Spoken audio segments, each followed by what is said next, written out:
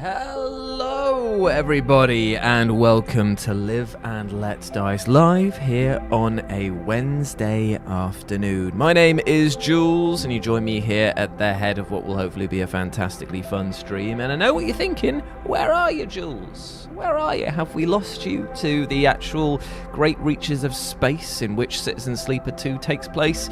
No, I just haven't plugged in my webcam because of the fact that I've been moving some stuff around here, and I'm pretty sure, because of the amount of clutter that's in the back here, it just isn't a good look. You guys will be calling bloody, what is it called, Life of Grime, to just be like, mate, what have you got, like a bloody cat cage and fucking all the other stuff just here behind you. Just, I didn't have time to get it sorted out, but I figured that, you know what, it doesn't matter. You don't need to see my face. You don't need to see my silly little mug, do you? You just need to hear my little voice narrating the events of this outstanding dice-driven RPG. And I want to just say thank you to everyone who checked out the previous stream here and has shown support as well for doing something a bit different on the channel, because I know that you come to expect us doing video game content that is usually around the Warhammer-centric side of stuff, but this is also nicely adjacent to it as well because of the dice-based element. And basically that's how I justify getting it past my bosses, who are always just a bit like, you know, have you got a competitive channel to What Culture and to FGS? And I'm always like, I do video games, but they're usually like more RPG or like role-playing stuff, the stuff that you don't cover in that sense. So, yeah. So hope that we're all well and that we're excited to have a little bit of fun with this as well. To catch people up as to what's been going on, I didn't do very well, it turns out, in the previous episode, because you can fail forward in this game, and apparently that's what I did, because a lot of people online have just been like, oh yeah, that first mission that you can take on's pretty hairy, but God, I managed to get through by the skin of my teeth. And I'm just like, wait, what? Sorry, you passed. I thought that it was like a fail forward style thing where you were meant to fail it. No, just turns out that I spent my dice in the wrong way at the wrong time. So that is very, very fun. Look, mate, Louis, I can already see you in the chat just saying that I should be going back on Blood Bowl 3. I've had too much of a drubbing, mate. Too much. I can't do it anymore. We need to meet up in person if possible at some point, so that you can teach me the way of the blood and or bowl, so that we can play some of them. I'm building the vampire team at the moment, and I'm really liking it. I feel like this has been the hardest point of playing Blood Bowl, is finding the right team for the right style that I want to play. And I realised that I'm a bashy team that likes to make very dangerous plays. And while the goblins are very good at dangerous plays, they don't have the staying power. And while like lizards and dwarves have got the bashier things, sometimes let down by speed or just like don't have the skills and the right thing. But the vampires, they seem really appealing to me, because you've got basic like stupid humans with nothing, but then super powered vamps that could go rogue if they don't get their bloodlust, and that to me is very appealing indeed. So I'm making those teams there. I will be painting them on stream as well at some point, so you can look forward to that. And hopefully I'll do a bit better with them. Although, to be fair, I've been doing pretty well with goblins in real life. I don't know what it is. I think I just have a better rolling. I roll better in real life than I do on the video game, for sure. But I hope that we're all well. Hope that we're all excited about this. And I'm going to kick things off with Citizen Sleeper 2, because of the fact that I just want to get stuck into this, really, to be honest. And I'm trying to think if anything's happened recently. Got my visa. I'm going off to GDC, Game Developer Conference in San Francisco soon-ish. So that should be quite fun. Popping over there with the FGS crew to do some live filming and interviews. So that should be a good laugh. But apart from that, it's been pretty much like not really much going on. It's been quite boring, but I like that. It's always good for me to actually say, like, yeah, nothing too much has happened. That's good. Keep it that way. There's enough going on in the world. Yeah, right. Vampires are very fun for risk lovers, and that is definitely what I'm about. So we're going to go here. We're going on to our extractor class, because remember, we're good at punching through things. We're good at being physical, but we ain't good at hacking or tech. Now, for those, another reason why I haven't put the webcam up here is because it was actually blocking out a fair bit of information that was in the top right-hand side of the corner, showing me the skills that I actually am good at, and also showing what other bits that we've got here. Now, I can't level any of these up until I have the actual amount required. So 4, for example, on the left-hand side here, and 2 for the left-hand side over there. So we need to do stuff to to get better at that. Now, we took a lot of stress, which is what affects the health of our dice at the top of the board up here. That was bad. If these pips of health go down, they break the dice entirely, and that is no bueno whatsoever. We also are running out of time here before the person who, I think his name's Lane, is looking for us, and we need to escape or get off this place before that bar there fills up or something bad's going to happen. And we were absolutely broke as a joke, but we did manage to get a fair bit of cash. We've got a lot of fuel, a lot of supplies, so we can last as long as we physically possibly can. So we don't need to do any more sort of odd jobby stuff here. Oh, I thought that we already did the... Oh, weird. Has it not saved one of our... Oh, it's saying that we need to get the feed lines, even though we... Okay, well, weirdly enough, the last thing that we did on the last stream was we actually did already escape the hexport, but for some reason it hasn't saved that there. So we've just got to go through the motions of doing that. Now, I don't need any more supplies or cargo. I don't want to risk any more stress in doing anything wrong. So we can either jump away and do a mission over there, or we can get the feed lines and escape the hexport and just completely get out of here. Now, we already know what happens by escaping the hexport, so to be honest, I think I'm going to go and actually do this side mission before we head off into the Great Expanse and just see what it's like. So we are going to go over here and try and... Station management have located a conway signal. They are concerned to see one so close and are looking for someone to disable its source. It's going to take us 2 fuel to get out there to do the job, but we've got lots of supplies and we've got a full crew on hand in the form of this... in the form of Naya, who we didn't take with us last time. So we're going to take both of these. Let's go. So we're flying away, and then we'll put the Captain Jammer in. We'll steal the feed tubes, and we'll just go from there. It's a drone. Seraphim spots the signal source first, the light barely shimmering off its dark hull plating, a design trait that betrays its covert use. A flash catches your attention, and you see a rent in the hull through which red light pulses. Wounded, Seraphim shakes his head. Wish they'd finished the job. You've seen one before? Seraphim looks back over his shoulder towards you.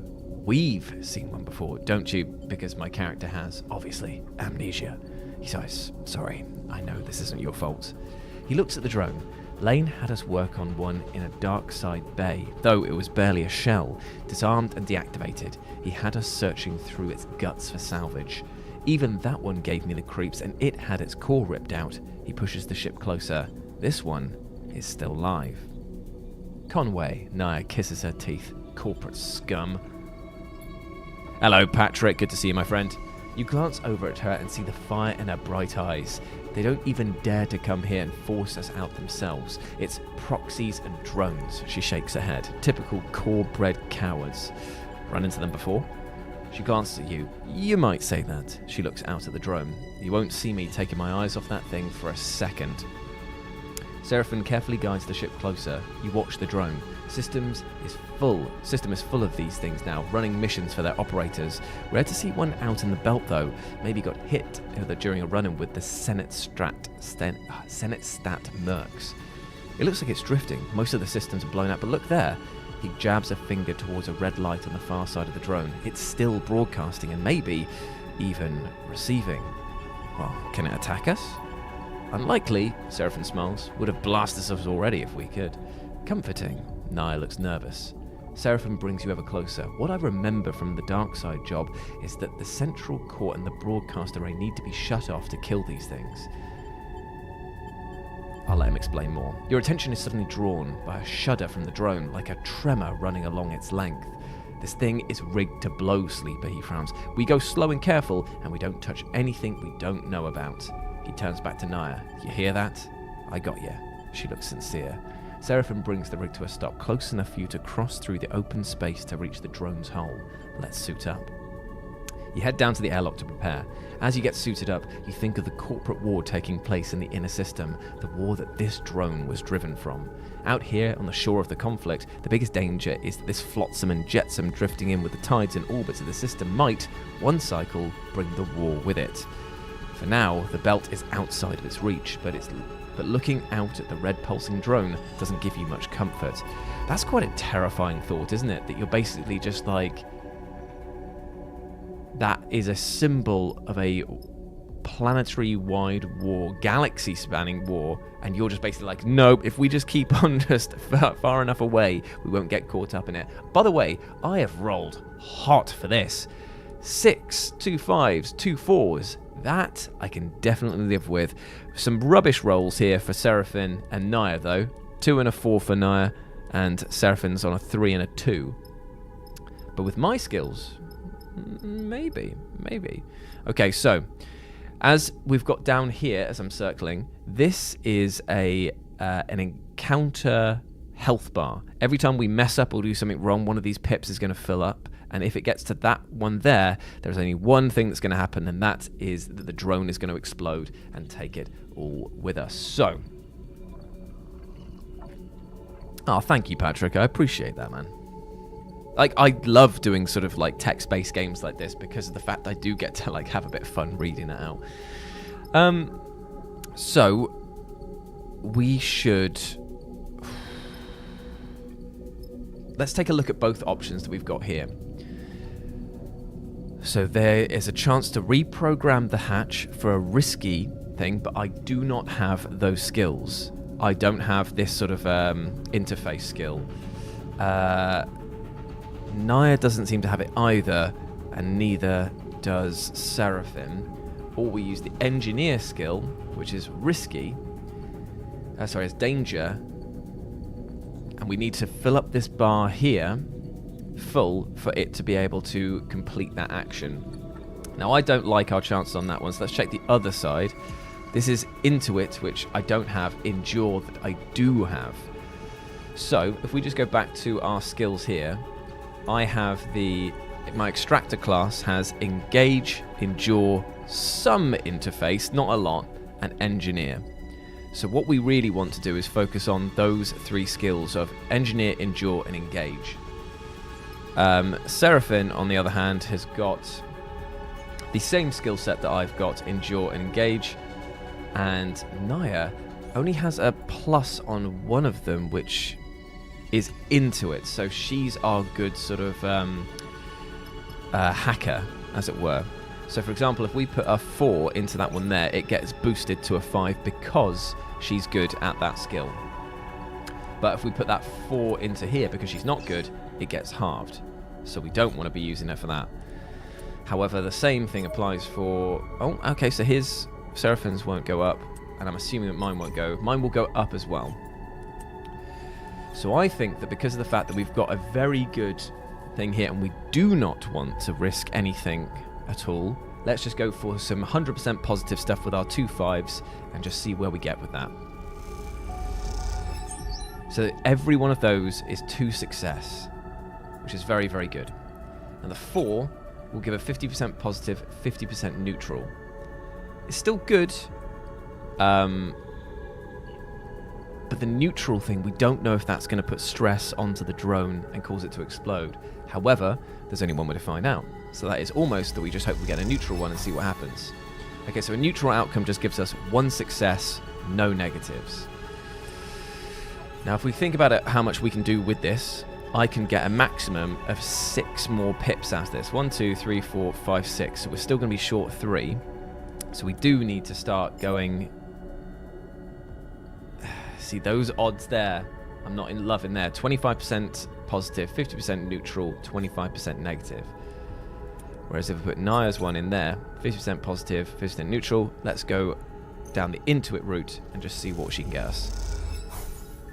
Ooh, see, that's annoying. That puts stress on her. Must have been because it's a dangerous thing here. It means that if you fail or get a neutral outcome, it puts stress on the character, and that ain't good. But we did get 1 more success pip there. I really don't want to... I'm hoping that I get another positive outcome here. I did. So that's another 2. We're guaranteed to get 100% positive on these 2 here. So we'll be nearly full up, and then we'll just have to risk it with Seraphine's one to push us over the finish line. Because I want to just focus on one area and push forward with that. So we only need to get 2 more here, which means that if we put in Seraphine's better skill here and hope for a 25% positive outcome, we may be able to get this done in 1 more turn. And we did! That is very lucky. So, you hear the beeping immediately.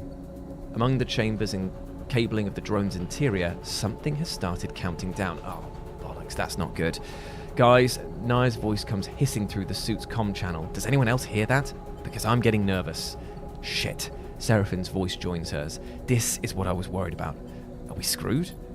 I can't be sure. Seraphine has dropped his voice to a whisper, as if it might make a difference. Either this thing is about to send out a distress call, or it's about to blow. We've got to shut this system down fast. He pauses. Then we move to the other side, because I bet you there's a surprise waiting for us there too.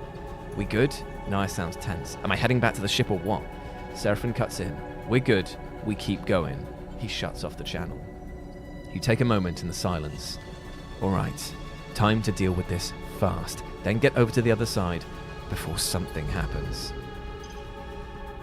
Right, so the new location that we've discovered is the broadcast system here, and I'm assuming that these are going to be some real bad stuff here. Now, unfortunately, we've only got 2 more dice here, and the cycle clock means that disable the core, shut down the broadcast once both are done. Disabling the drones. Whew. Now, this is a real problem here because we don't have interface skills between us. So, we're kind of in a situation where we're going to be 50% neutral or 50% negative, and it's going to put stress on the drone and potentially kill us. It's actually better to go back to the ship, re-roll, and go in. And because of the fact that we've only got, the interface, it's bad. It's really bad. We're left with 2 pretty shocking rolls here, and all we can really do is use our skill here, which is +1 to stress, +2 to the lowest crew dice. We could risk it, put 1 stress on ourselves, which is our health bar up here, and then this will boost these 2 to 4s, if I'm correct. Now, what would that do in terms of allowing us... I mean, it does seem to halve our skills here, so it's going to be risky no matter what. I'm not confident in either pushing my skills here for stress on myself, and I'm really not keen on the idea, the fact that we just do not have anyone who's good at interfacing, and we could just completely ruin stuff. So I'm going to, believe it or not, go back to the ship, go for a cycle here. Is there anything that lets us leave the area?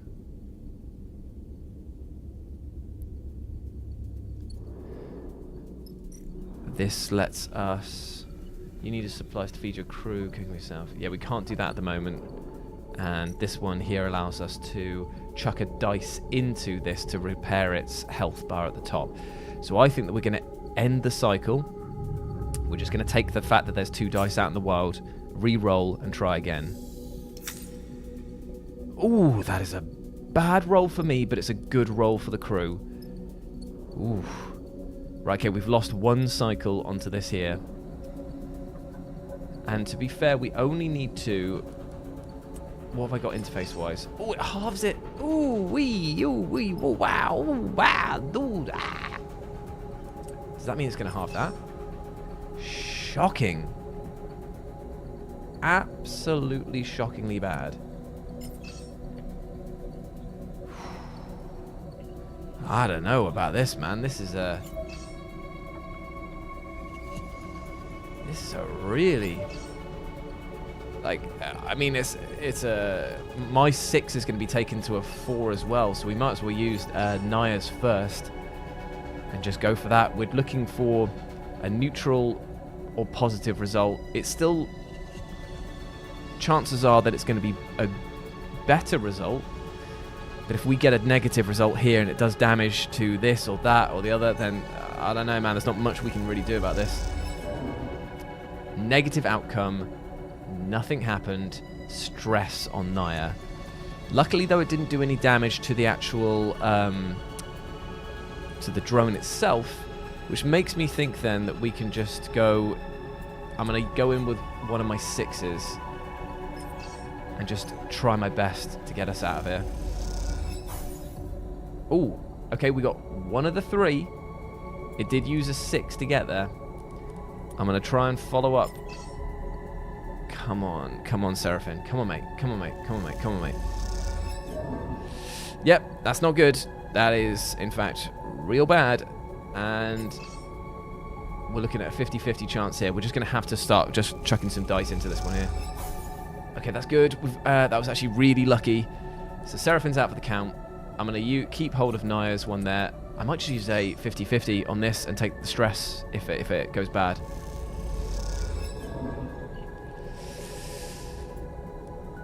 Yeah. Come on, man. It's really not a good idea, but I've got to use up these bad dice first. There we go. Right, okay, so the halts its connection to Conway and keep them from connecting.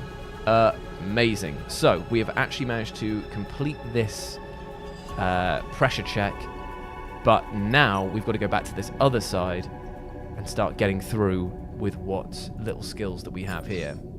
And unfortunately, it's probably going to be another day's worth of work. My interface, I have the engineer skill? Yes, I do. So I've got a neutral one there, so let's just go straight away for 100% positive. Hey, Mad Maximus. Good to see you, my friend. Oh, that actually gave a 3 outcome for a positive outcome. Let's push again. Oh, I've taken stress. That ain't good. That ain't good at all. Can I do anything about that? I cannot do anything about this one here. So we've got a 3 dice left. I feel confident that we can do it, but the stress on the top there is no bueno. And unfortunately, we have very little in the way of help from Naya, because it's going to just leave us with neutral. And she's taken a fair amount of stress already. The question is, I'm just going to use the dice anyway, use everything, and just see what the negative skill is, because she's likely to get it. Oh, she did actually get a control access, but she did take a stress point damage. Fine, that actually worked out really well, all things considered. So what we'll do now is we'll end the cycle, re-roll all of our dice, and then we'll start pushing forward. Fingers crossed. Ooh, one of my dice has broken due to it losing all of its dice health. You see this stress meter that's on the top here? See this stress thing at the top here? When it fills up, you see it goes 1, 2, 3, 4, 5. It breaks or damages those dice that roll that number each time you roll it. It's not great. It's not great at all. And unfortunately, I can't do anything about it because we're in a mission doing this. But luckily, we are very close to succeeding, hopefully. So what we should do now is...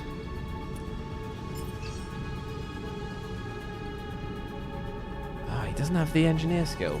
That is a lot of pressure that's on me, but that's fine. We'll just keep pushing through with our good rolls here. Amazing. One more to get through. Look, I'm just going to go for the big one. One more to get through, and then we'll go here. Cool. So we now have control of this. New location has been discovered. Oh man, it's forcing us to do even more. Disconnect, backup, into it. Okay, so this is where Naya's really going to come into her own, because neither of us have into it. It's going to be bad dice rolls for us, but We only need to get 3 successes here to disable the core and carry on. So we'll just see what happens here. Cool. Amazing. We've got 1 success already. Let's put yours in. Come on, Seraphim. I know you're missing that skill, but let's just see if we can do it. That was another success. Let's put one of mine in here.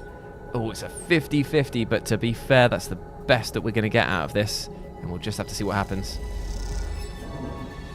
Okay, not great, and it's another stress point that's on here. Hello there, Callum. We're in a 50-50. Let's just... He's got a lot more stress points than everyone else. And he has succeeded, which is very lucky indeed. The thrumming, pulsing interior of the drone goes still for the first time since you boarded it. You look across at Seraphim and Naya and share a smile. You all exhale so loudly it can be heard over the suit's shared comm channel. The drone is dead. One less piece of Conway shit to worry about, Naya grins. We killed it. Don't get too excited, Seraphim cuts in. It was looking pretty rough when we got here. You make your way back to the hull. The drone now faintly rolling in one direction. It stabilizes offline. Space! Hey, Krista Steve. Naya catches up with you as you glide towards the rig. We make a pretty good crew, Sleeper. We do. Naya grins widely. She punches you in the arm playfully. You reach the rig's airlock and take one last look at the drone's dark hull. It catches the light as it rolls in the vacuum. At some point in the near future, this drone will likely be smashed to pieces by one of the many asteroids of the belt, spread across this place as twinkling dust. The thought pleases you. As does the thought of that cryo-hexport now owes you time to go collect. Well, we did far better than we did last time. We've still taken a fair amount of stress and we've broken one of our dice. But we can go home with the job having been completed.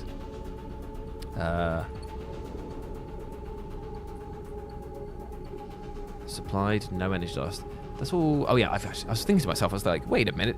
You can now travel back to the hub. Once you leave, you will not be able to return. Leave the contract. -5 stress during travel. Fine. Whew. Now that went far, far better than our first attempt. All of our stress is now gone, as you can see on the top there. But we have broken a dice. Not good.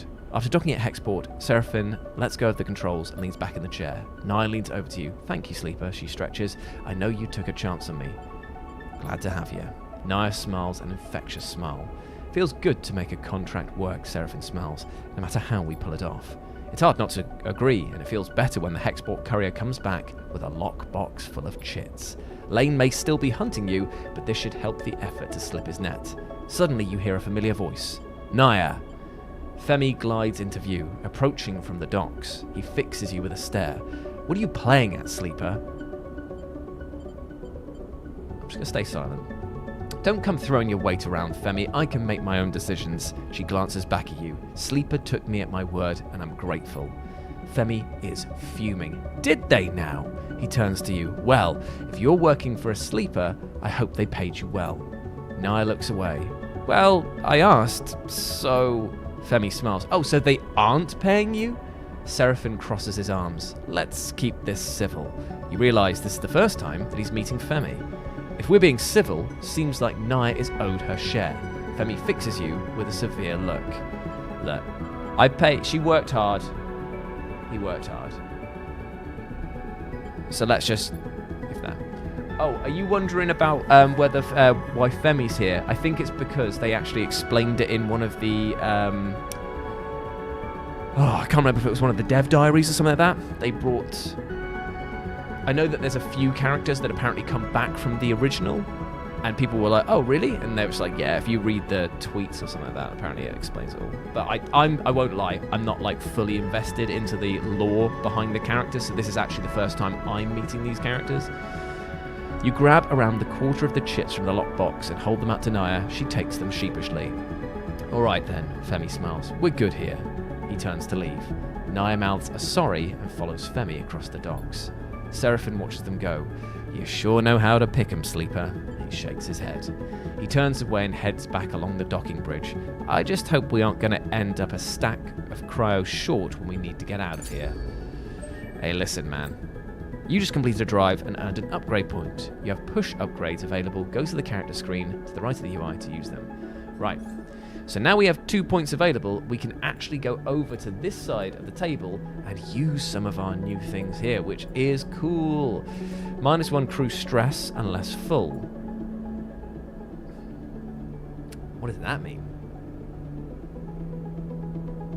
-1 crew stress unless full.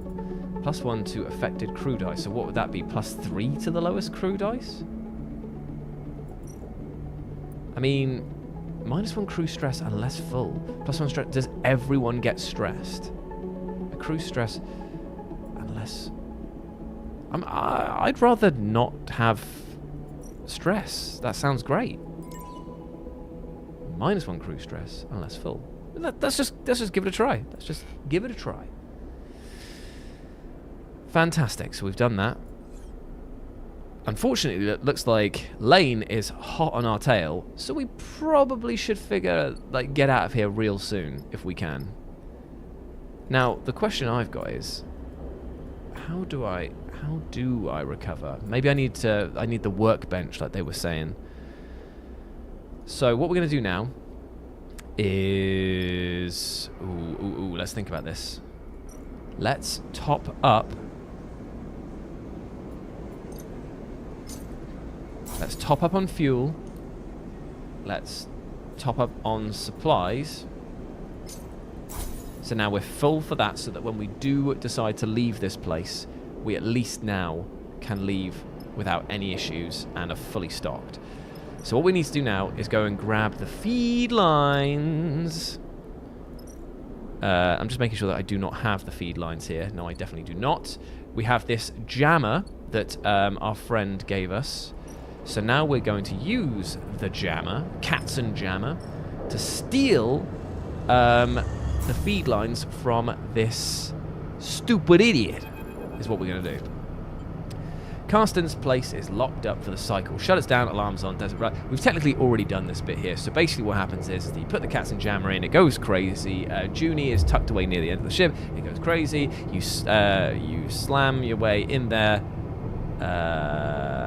We decided to rush inside last time, and we're going to just try it. Neutral outcome, fantastic, good. We slide in, blah, blah, blah, grab that, grab the feed lines, and then, unfortunately, what happens is that as we get back here, we realise that Junie comes out to meet us, but also Karsten's going to be there too. It certainly was loud. Wish I could have seen the cat in action. You both glide down the docking bridge, Junie helping you with the trailing feed lines. From what you can tell, news of the chaos from Factory Row has not reached the port yet. You feel a flush of excitement as you enter the ship's airlock. That's it, you did it. You tried to keep focused, but the elation makes your hand tremble. You take a sharp turn in the central passage of the ship and make your way to the engine room. The feed line's now unwieldy in the cramped space. Seraphin is waiting for you, shaking his head. Looks like we're in business. And then we try to put it in. How about you make yourself useful rather than making me nervous? Go close up the airlock, and this is where it all goes wrong. The two of you turn and make your way up the passage, your nerves settling now. You arrive at the airlock and reach for the control panel, then you see him. Karsten coming up the dock of the bridge fast. Now, we've got a choice here. It could go really badly if we decide to do that, or do nothing, and the last time that we did this, Junie smashed him over the head with a pipe. So, the chances are 50-50 that it could go well or bad. You know, we didn't take it last time. Let's just take it this time. Oh, we actually did pass it. That's good. Your shaking hands input the closure sequence just in time. The door hisses and the slams shut in Karsten's face. He glares at you through the airlock window, but as he does, the docking bridge shutters scissors close, blocking him from your view. You're a clunk as the clamps disengage. You are free. Seraphin rushes past, gliding up the passageway from the engine room. Come on, get yourself strapped in. You and Junie silently follow him, your head spinning, your thoughts racing. Now that's good, because last time we cracked him over the head with a pipe, and pretty sure left him for dead, which wouldn't have been great. So at least this time we're thieves. However, leaving him alive probably will have some repercussions going forward. You slip into your seat as Seraphin punches in the departure sequence. The rig begins to pull away from Hexport, Seraphin's hands on the controls. You close your eyes and feel the force of the thrusters firing. Let's get out of here.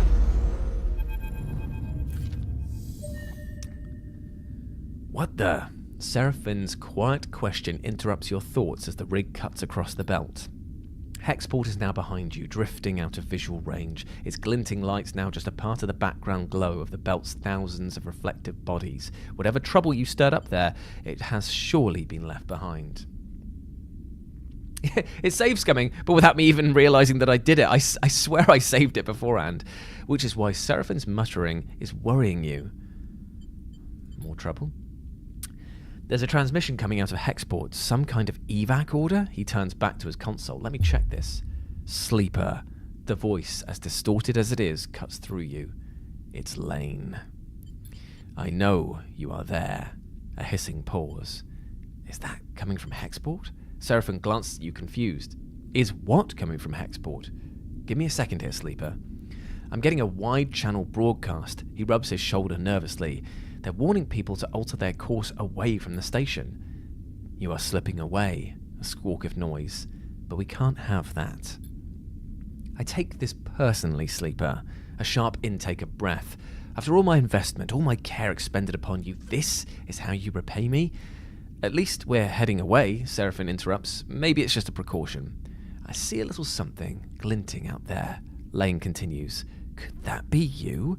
Sleeper, you hear Seraphine calling you, but you don't move. You don't breathe. All you hear is Lane's voice. You unclip from your restraint, drifting towards Seraphine. He gives you a wild look. Something isn't right. You don't feel right.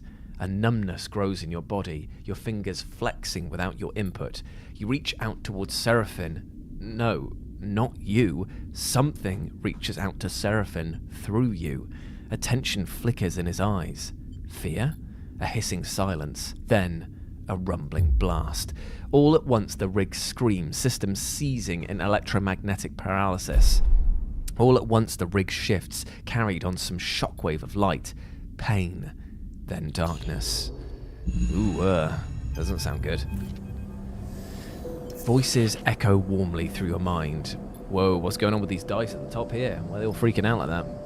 You can't quite make out what's being said, and any attempt to focus causes a growing flare of pain, so you let them fill the air, identifiable and soft. You're floating, and so you cannot yet feel your body or its weight. The feeling is pleasant, soothing, and yet the moment you realise this, it begins to fade. Something spasms in your fingers, and you flick it away. A sensation crosses the sole of your foot, and you kick your leg. A weight settles itself on your chest. You're then awake. You open your eyes to light playing across the surface patterned with stained cushioning. You are alone. The voice is replaced by the hum of air cycling, the distant clank of maintenance systems. You are alone, and this is not your ship. You jerk upwards against the straps that hold you loosely in the berth, suddenly confronted with the last thing you remember, an overwhelming numbness, and below it, an insipid animating force creeping through your mind. You pull at the straps and free yourself, floating up into the small habitation room, cushioned and worn, your mind racing. Where is this? You glance around, taking in the small room with its knickknacks tucked behind webbing, its stained and worn storage units, its faded padding. This is someone's home. Cold light fills the room and you float over to the dark square of the window. You see stars, the bright pinpricks of drive trails and skeletal docking bridges. This is a station. A sudden hiss draws your attention to the door, which slides open with a puff of equalizing pressure. The entering figure jumps as they see that you're awake. You're up. They hesitate in the doorway. Who are you? They laugh nervously. Right, we didn't meet. They glance out of the doorway as if looking for help. I'm Bliss. They shrug, not sure what to add. Your crew are out. Sorry, they brought you here. Here? Right, they nod slowly. This is my room. They glance around. Not much, I know. We're in my repair bay, on the far spindle, if you know where that is. In the belt? Yeah, they smile sympathetically. In the belt. They look around the room again. Come on, let's go somewhere a little more comfortable. They hold out a hand. You're safe. Don't worry. You follow them out into the corridor, gliding behind them. They move with the ease of somebody who was either born in zero-G or has spent most of their life in it. They glide you to an enclosed balcony where heavily scratched, thick acrylic windows look out onto a chaotic-looking wet dock. At the centre of the dock is the rig, scratched and worn, but still your ship. It's a reassuring sight. Is she okay? She will be when I'm done with her. Bliss sees you staring at the rig. Took some damage, but she's a hardy old thing. Your ship, Bliss pauses. You were lucky I heard your distress signal. You sense they are holding something back. I guess that expensive long-range array I was tricked into buying finally paid off. They laugh to themselves. Well, at least for someone. You were out cold when I got there, and have been for all the cycles since. Your friend wasn't in the great shape either, but he bounced back fast. I make a habit of doing that. Seraphine's voice makes you spin around. New profile picture. Very nice. Good to see you up. He can't suppress his smile. Glad to be back. He nods. Your eyes fall to Seraphine's bandaged abdomen. He notices and pulls his jacket over the wound. Certainly looks better than when you came in. You should have seen... Bliss abruptly stops after Seraphine glances in their direction. Here, Seraphine pulls a few chits out of his pocket. Catch. He slings them over to Blitz. That's all I could get for now. Working in your condition? Please, I'm fine. Bliss looks at you apologetically. I know what it looks like, but I'm sorry, I can't work for free. Keeping this place going is bad enough. I get it. Seraphine nods. We're all just thankful you towed us in. We aren't freeloaders. Bliss looks between the two of you. I'll let you two catch up. They turn to you. I'm glad you're awake. We were worried. They pat you on the shoulder and glide back down the corridor. With Bliss gone, silence descends on you and Seraphine, both of you unsure what to say. Where's Junie? She's probably on the ship, working on that deck of hers. Seraphine looks out at the ship. She's been useful. Not sure we would have got that distress signal out without her. What do you remember? He looks at you with concern. Lane. Seraphine grimaces at the mention of his name. Lane? He shakes his head. Seraphine looks out at the rig. He takes a breath, steeling himself for what he has to say. Hexport is...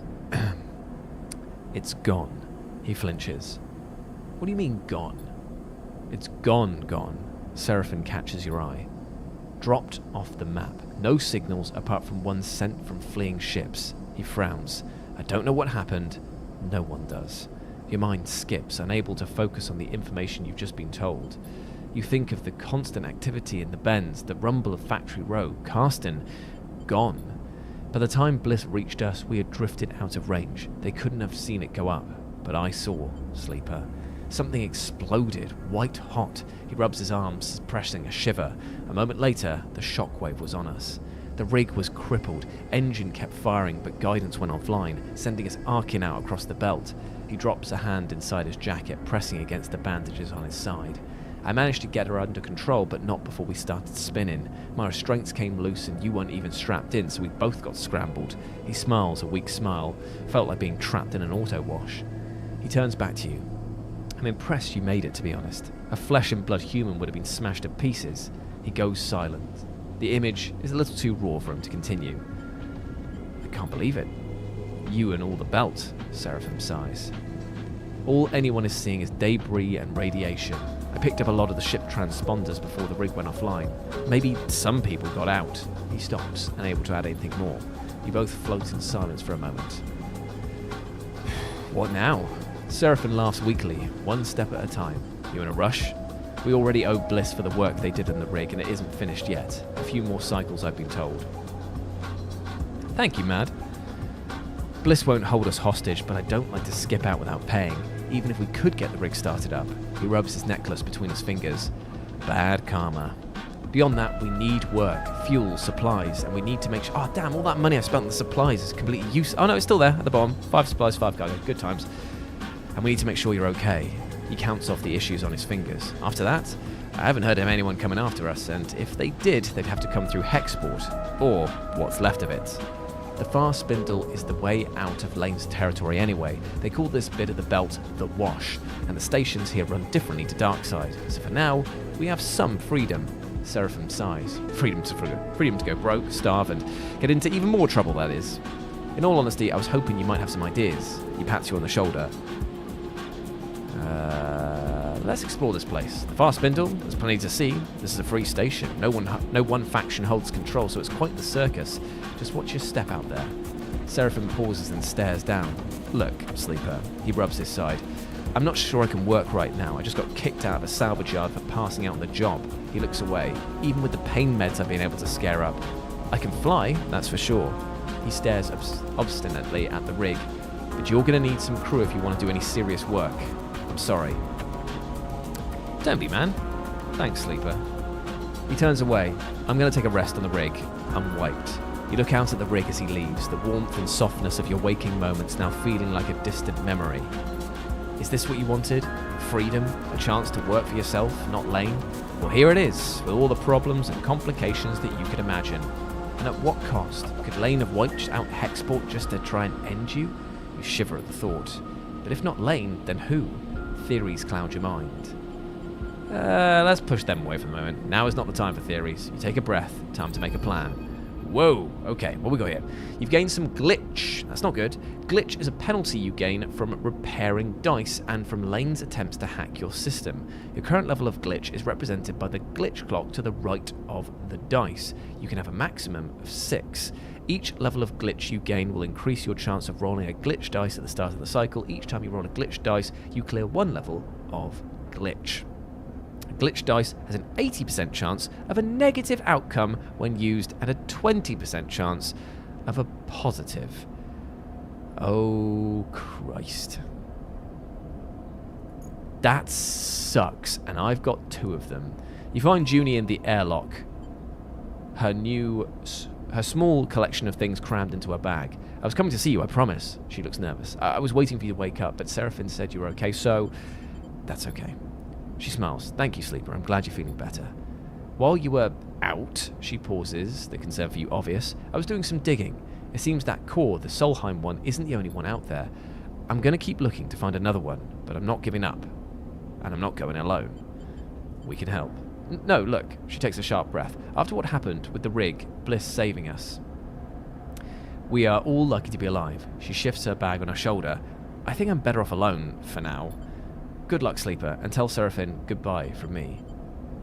What are you chasing? She freezes, caught off guard by your question. I know there's value, true value in that data, Sleeper. I know it, and She pauses, again unsure of herself. I have a project to continue, one I won't abandon. Maybe I can tell you about it another time. She smiles weakly, closing up again. Well, she rubs the back of her neck. See you around. You watch her drift away down the docking tunnel into the far spindle, with questions still bouncing around your head. Maybe if your paths cross again, you might be able to get some of them answered. Thank you, Janko. And good to see you, my friend. Big love, big love. Right then, so what we got here? We've got the underhang, where we can... What are we looking for here? Many residents of the vast spindle live in the ramshackle underhang. It's not an easy place to learn to navigate. This is going to, by doing these quests here, we're going to earn some information, which will allow us new areas of this big spindle. I like this. You can just, that's pretty cool. You can just like scroll all the way up to the top. So we've got docks up here. That's for earning chits. And we have... I don't want to do this one because danger means every time we fail it, we're going to take stress up there. And as we can already see, we're not doing too well. However, let's see what else we've got. Spindle Core. The core of the spindle is where news, crews and freelancers mix, travel, rest, supply, business gets done. So this is where we're going to find more contracts. Again, danger. Not good for me. Not good for me. Bliss Bay. Oh, this is Bliss's thing here, so we have to wait until the rig is repaired. Unfortunately, I don't think that we can repair... Oh, we can try and repair. But this could go badly. Yeah. So that means that we failed that one. Right. Okay, cool. So that was a waste of my time, and also another dice gone. So let's just go into the areas that we know are risky and focus on what we can do, which is using our engineer skill over here. So let's just see what we can do from here. The life beneath and energy. So we've managed to fill up 2, and a good result was had by all. Let's just try this one again. I know, I liked her as well. I was hoping that she would stick around. Now, let's use... Oh, new location discovered. Hello. So we've got a canteen and a shantytown. Oh, we're in the shantytown. We have found... Don't like going up to sea on units in Atarian. Dangerous. I don't want to do that, because danger is not good. However, we've got a place here where we can try and earn a meal. God damn, man. It's a good thing that I bought supplies when I did, because it looks like it's pretty hard to do this. However, we've got one glitchy dice. Shall we just use it? Let's just use it. 20% positive outcome, 80% negative outcome. Oh boy. Let's give it a go. It's going to go badly, isn't it? Well, you know what? It still finished up one of those here, but it did cost us some energy. So that's the end of our day. We've used up all of our DC Dicey. So let's end the cycle here. No stress, though, which was good. We're happy with that.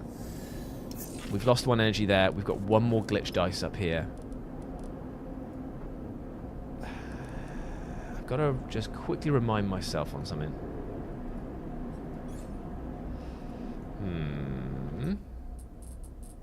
Let's go quickly. Glitch and glitch dice again, right. Current level of glitch is represented, blah, blah, blah. You can have a maximum 6 glitch penalty you get from repairing dice, blah, blah, blah. Each time level of glitch you gain will increase your number of glitch dice. Each time you roll a glitch dice. Okay, so I actually have to use them in order to bring them down. So I've actually got a 0 chance of getting more glitch dice in the future. So this is the last time that we've got this. Which makes me think, do I need to even roll this one here to get rid of that last bit, or should I just hold on to it? Either way, we'll go down to the underhang again, and we'll work on this. We only need one success. We only need one success. Hopefully we'll get a good result on this. Perfect. Neutral outcome already completed. And now that means that we've completed the life beneath. New location discovered. That's what I'm talking about, baby. Okay, so we can buy some scrap components, which is good. Process raw scrap, so we can basically trade it in. Process your scrap in bulk. Pay for that things there. And we've got to do some scrappers there to earn that, to basically do that. The question is, what do we need the scrap for? It is just to trade. But that's fine. Only downside is here, this feels like it's the only place to get food from. So let's go to our kitchen and make a meal. Because we want to keep our energy levels up. Energy is basically our health in this game. So we'll do that. Is there anywhere else we want to explore? I'm good at endure, if I remember correctly. Yes, I'm actually very good at endure. Is that my special skill? Yes, I've actually got 2 on that one there. So that means I'll be adding a dice for every endure thing I put in. Now I understand that. Oh, that's good to hear, Count. I'm happy that you like it, and I'm even more happy that you're thinking of getting it. I'm going to use my good actions here, and we're just going to get some good results. Hopefully, oh, it boosted by 3. That is tasty, baby, because that means that we can basically just fill this out straight away. Beautiful. And now, as we glide through Pinnacle Docks, you hear shouting echoing down a corridor. You tentatively change direction, your eyes fixed ahead as the passage widens out to a large bay. Others rush past you, heading towards the commotion. Your eyes are drawn by the bay's vast viewing window, which is currently being spattered with glittering shards of ice. In front of it, a dock worker is shouting to anyone who will listen. Spacers, workers of the Far Spindle, we need your urgent assistance. The water carrier Springtide has suffered heavy damage in its transit from Wellspring. All able hands, we need you to help secure the cargo. Without this water, Far Spindle will struggle to support you. He looks desperately at the crowd. Please, any who are able to help, please make yourself known. Behind him, a corona of ice ejects from one of the tanks, drawing a pale halo around the ship. A handful of experienced-looking spacers push through the crowd towards the front, and dock workers start to direct them to nearby bridges. You watch the scene unfold, hesitant in the face of making somebody else's problem your own. But I'm pretty sure that we should help out. However, if we don't repair it before this timer runs out, that's going to be bad. However, if we fail any rolls here, the danger icon means that we are going to be taking stress. We only have one glitch dice left, and this glitch dice smells like ass. So I'm going to just... I'll use this here, and it doesn't really matter because of the fact that I was going to not use it anyway, so if it fails, whatever. Yeah, well, I don't even know if you can repair glitch dice, to be fair. So we're going to end the cycle there and go again. Okay, so that was pretty successful, and now we've got no glitch rolling, and we've rolled well. That's pretty good up there. You awake to the sound of blaring proximity alarms. You quickly unstrap from your bunk and dizzily glance around. Lane, bounty hunters, you kick off and glide to the door. As you do, Blitz pops their head around the corner. Sorry, they look a little sheepish. In all honesty, it's not my fault. Your wiring's all backward. It takes you a moment to understand what's happening. You steady yourself against the door frame. Sorry, I'm just a little jumpy. I get it. Didn't mean to wake you. It takes you a while to get ready and drift down the mess to see what's happening. By then, Bliss has turned off the alarms. You find them unspooling wires from a hatch you'd never previously noticed in the mess's ceiling. Sorry again, sleeper. Their voice comes across through the ceiling panels, muffled and dull. You settle at a stool, neatly tucking your legs behind the crossbar. How are the repairs going? Bliss spins deftly, hooking their legs onto the open ceiling so that from your perspective they are hanging upside down. Almost done, if you can believe it. Their messy hair floats around their head. A couple of cycles worth of diagnostics and I'd be happy enough to release her back to you. A yawning Seraphim drifts in. He looks between you two, amused. What are you two both doing up so early? You and Bliss exchanged amused looks. What? Seraphim asked. You didn't hear the alarm? He shrugs. Heavy sleeper. He drifts over to the mess's cupboards to hunt for some breakfast. You turn back to Bliss, but they have disappeared back into the ceiling panels. Before long, the mess is filled with the shrill screech of a power tool. Seraphim looks totally unaffected and hooks himself onto a stool, lazily sucking at a ration pouch while he taps away at his slate. The screech finally stops. After a while, you kick off from your stool. Time to head out. Bliss rushes after you, stopping you in the passageway before you can leave. I have something I want to show you. Oh, please let it be the workbench so I can fix stuff. Please, please. Yes! Bliss leads you off to the main corridor, to the corner of your ship you don't remember visiting before. You come to a room with a low-sloped ceilings and a single round window illuminating some neat tool storage and a workbench set into the wall. Look, Bliss begins, I'm no specialist, but I'm a quick learner and good at repairs. And I think you have need of me. They glance at you and tear at the thick vinyl skin of your arm. Can I take a look? Yeah, fine, whatever.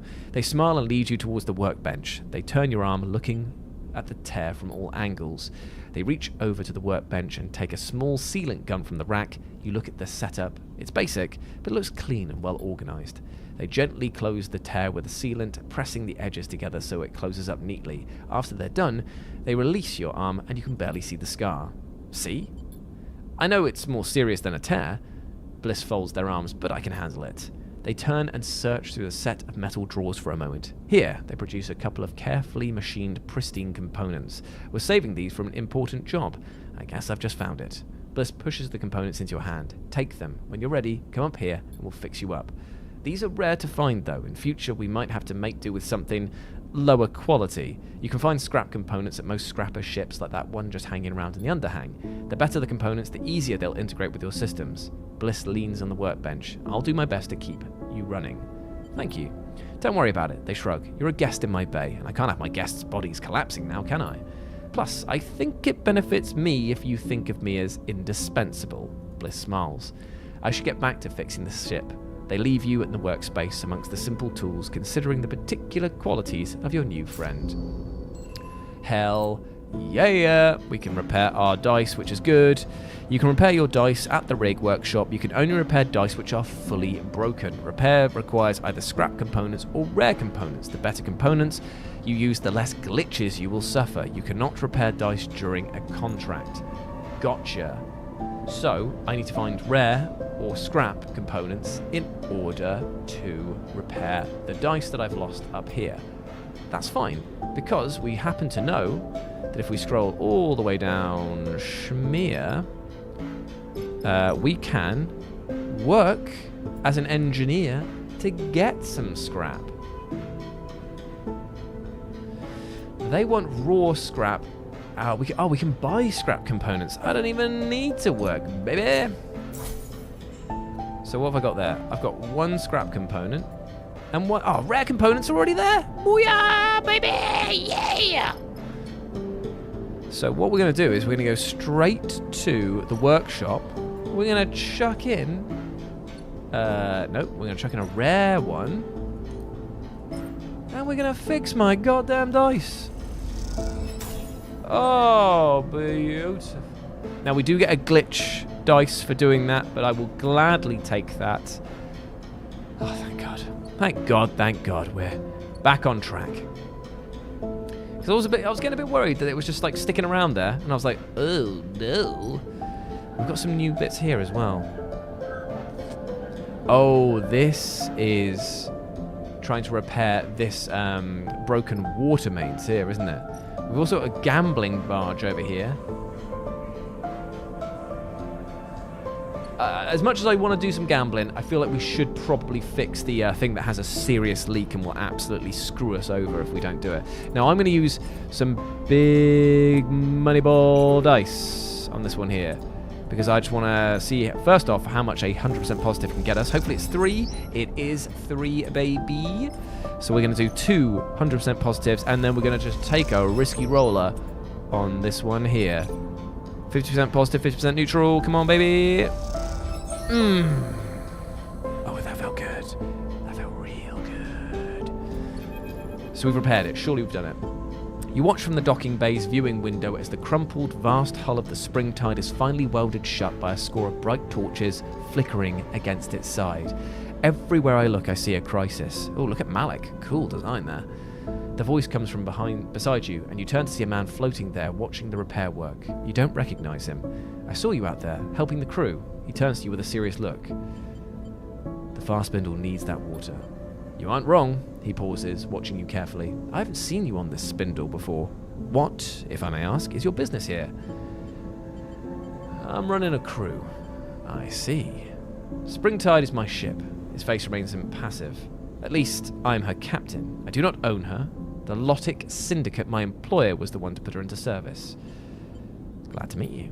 He bows his head gently. You have my thanks for assisting with the repairs. We were caught by some autonomous Conway munitions. He looks out at his ship. The Wellspring run is getting more dangerous every cycle, and after Hexport, I don't expect things to improve. You're both quiet for a moment, the loss of the station still inspiring silence in anyone who mentions it. Tell me, Malik meets your eye. As a sleeper, do you feel you have advantages over others, or does a particular condition provide only weaknesses? I mean, I've only experienced the benefits of its advantages. Certainly you showed this with your work on the Springtide. He gestures towards the Springtide. Your work on my ship only evidences your abilities. You far outperformed even my own crew. He looks at you, angling his head in deference, in conditions that are usually deadly.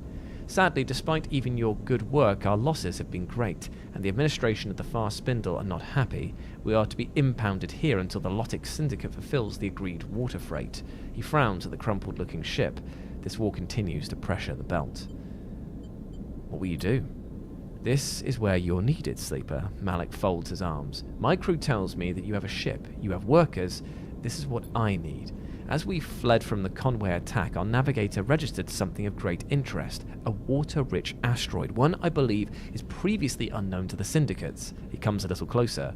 For now, I have sworn him to secrecy, as I must you. But if this asteroid could be surveyed, its value confirmed, it would more than make up for the shortfall on Springtide. How does this involve me? Patience, Sleeper, I'm coming to that. I want you to survey the asteroid for me. It's a simple enough job, but its location so close to the edge of the wash is problematic. However, you have shown yourself to be very competent. If you are careful, there is no reason that you should have problems with that with Conway or any other hostile party for that matter. Now, what do I get out of this, eh? I will, of course, reimburse you with a portion of the fee from the Fast Spindle administration are withholding from me. 250 cryos my offer. How will your employer feel about this? The Lotic Syndicate only cares that its water is delivered and its fees paid. I'm free to make sure this happens in a timely and efficient manner as I see fit. Malik passes you a thumbnail drive. Here are the details on the tests I needed to run for the survey. A sample core of ice from deep within the asteroid should give you enough material to work with. You notice a member of the Springtide's crew waiting quietly at a distance, and Malik nods to them discreetly. This is a delicate matter, Sleeper. Survey the rock, and on your return, broadcast the results to my personal terminal. The frequency is in that data. The results go to me, only to me. Then once the matter is resolved, you will be paid. I'm needed, he nods to the crew member, but I expect you to have all you need. I've enjoyed watching you work, Sleeper. Impress me again. And with that, he bows a little and drifts away to meet his crew member. After watching him go, you turn back to the Springtide, still impressive despite being scarred with curls of ice and shiny with fresh welds. You imagine any captain of a ship like that has been through a lot to get where they are. That makes them a valuable ally or a dangerous adversary, depending on where you are.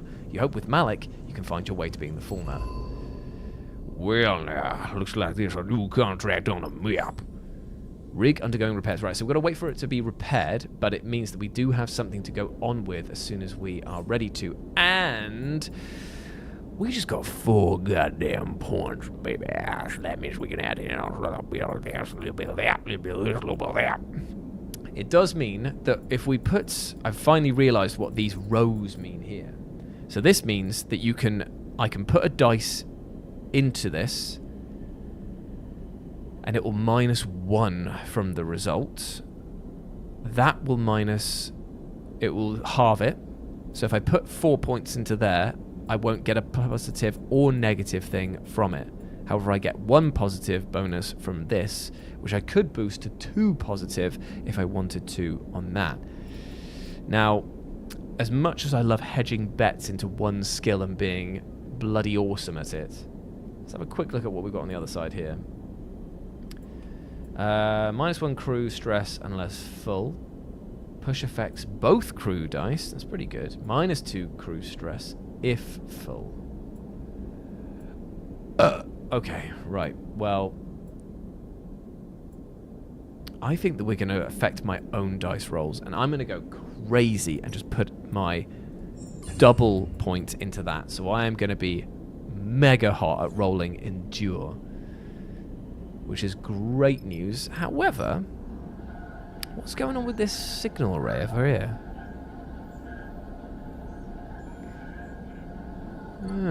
Not my skill sets, I'll tell you that much. However, I can do a cheeky little... Look, this should add plus... Oh, that's engaged, not endure. Right, so we're looking for endure.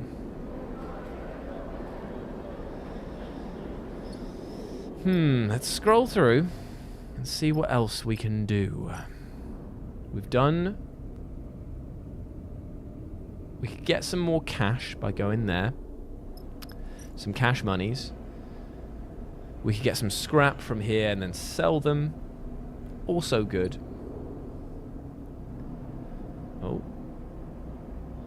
Or... Sorry, I just got a message. Okay, or we could have a look around here and see what we got. So we've done that bit there.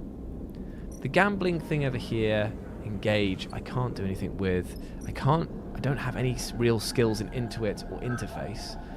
So that's not going to really do me good. So if I put this one in here, it goes down to a 1. If I put this over here, it goes down to a 1. That ain't worth it for me. Let's see what we got in this bit here.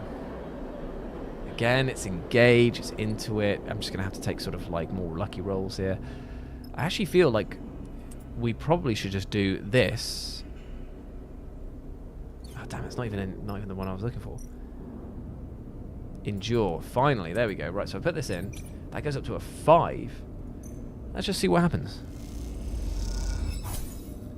We got some cryo, but we lost some energy. I'm fine with that. Only downside has been that trying to get we're gonna have to put some dice into this in order to get the option to buy food and supplies. So I feel like we're going to have to just pass the day now.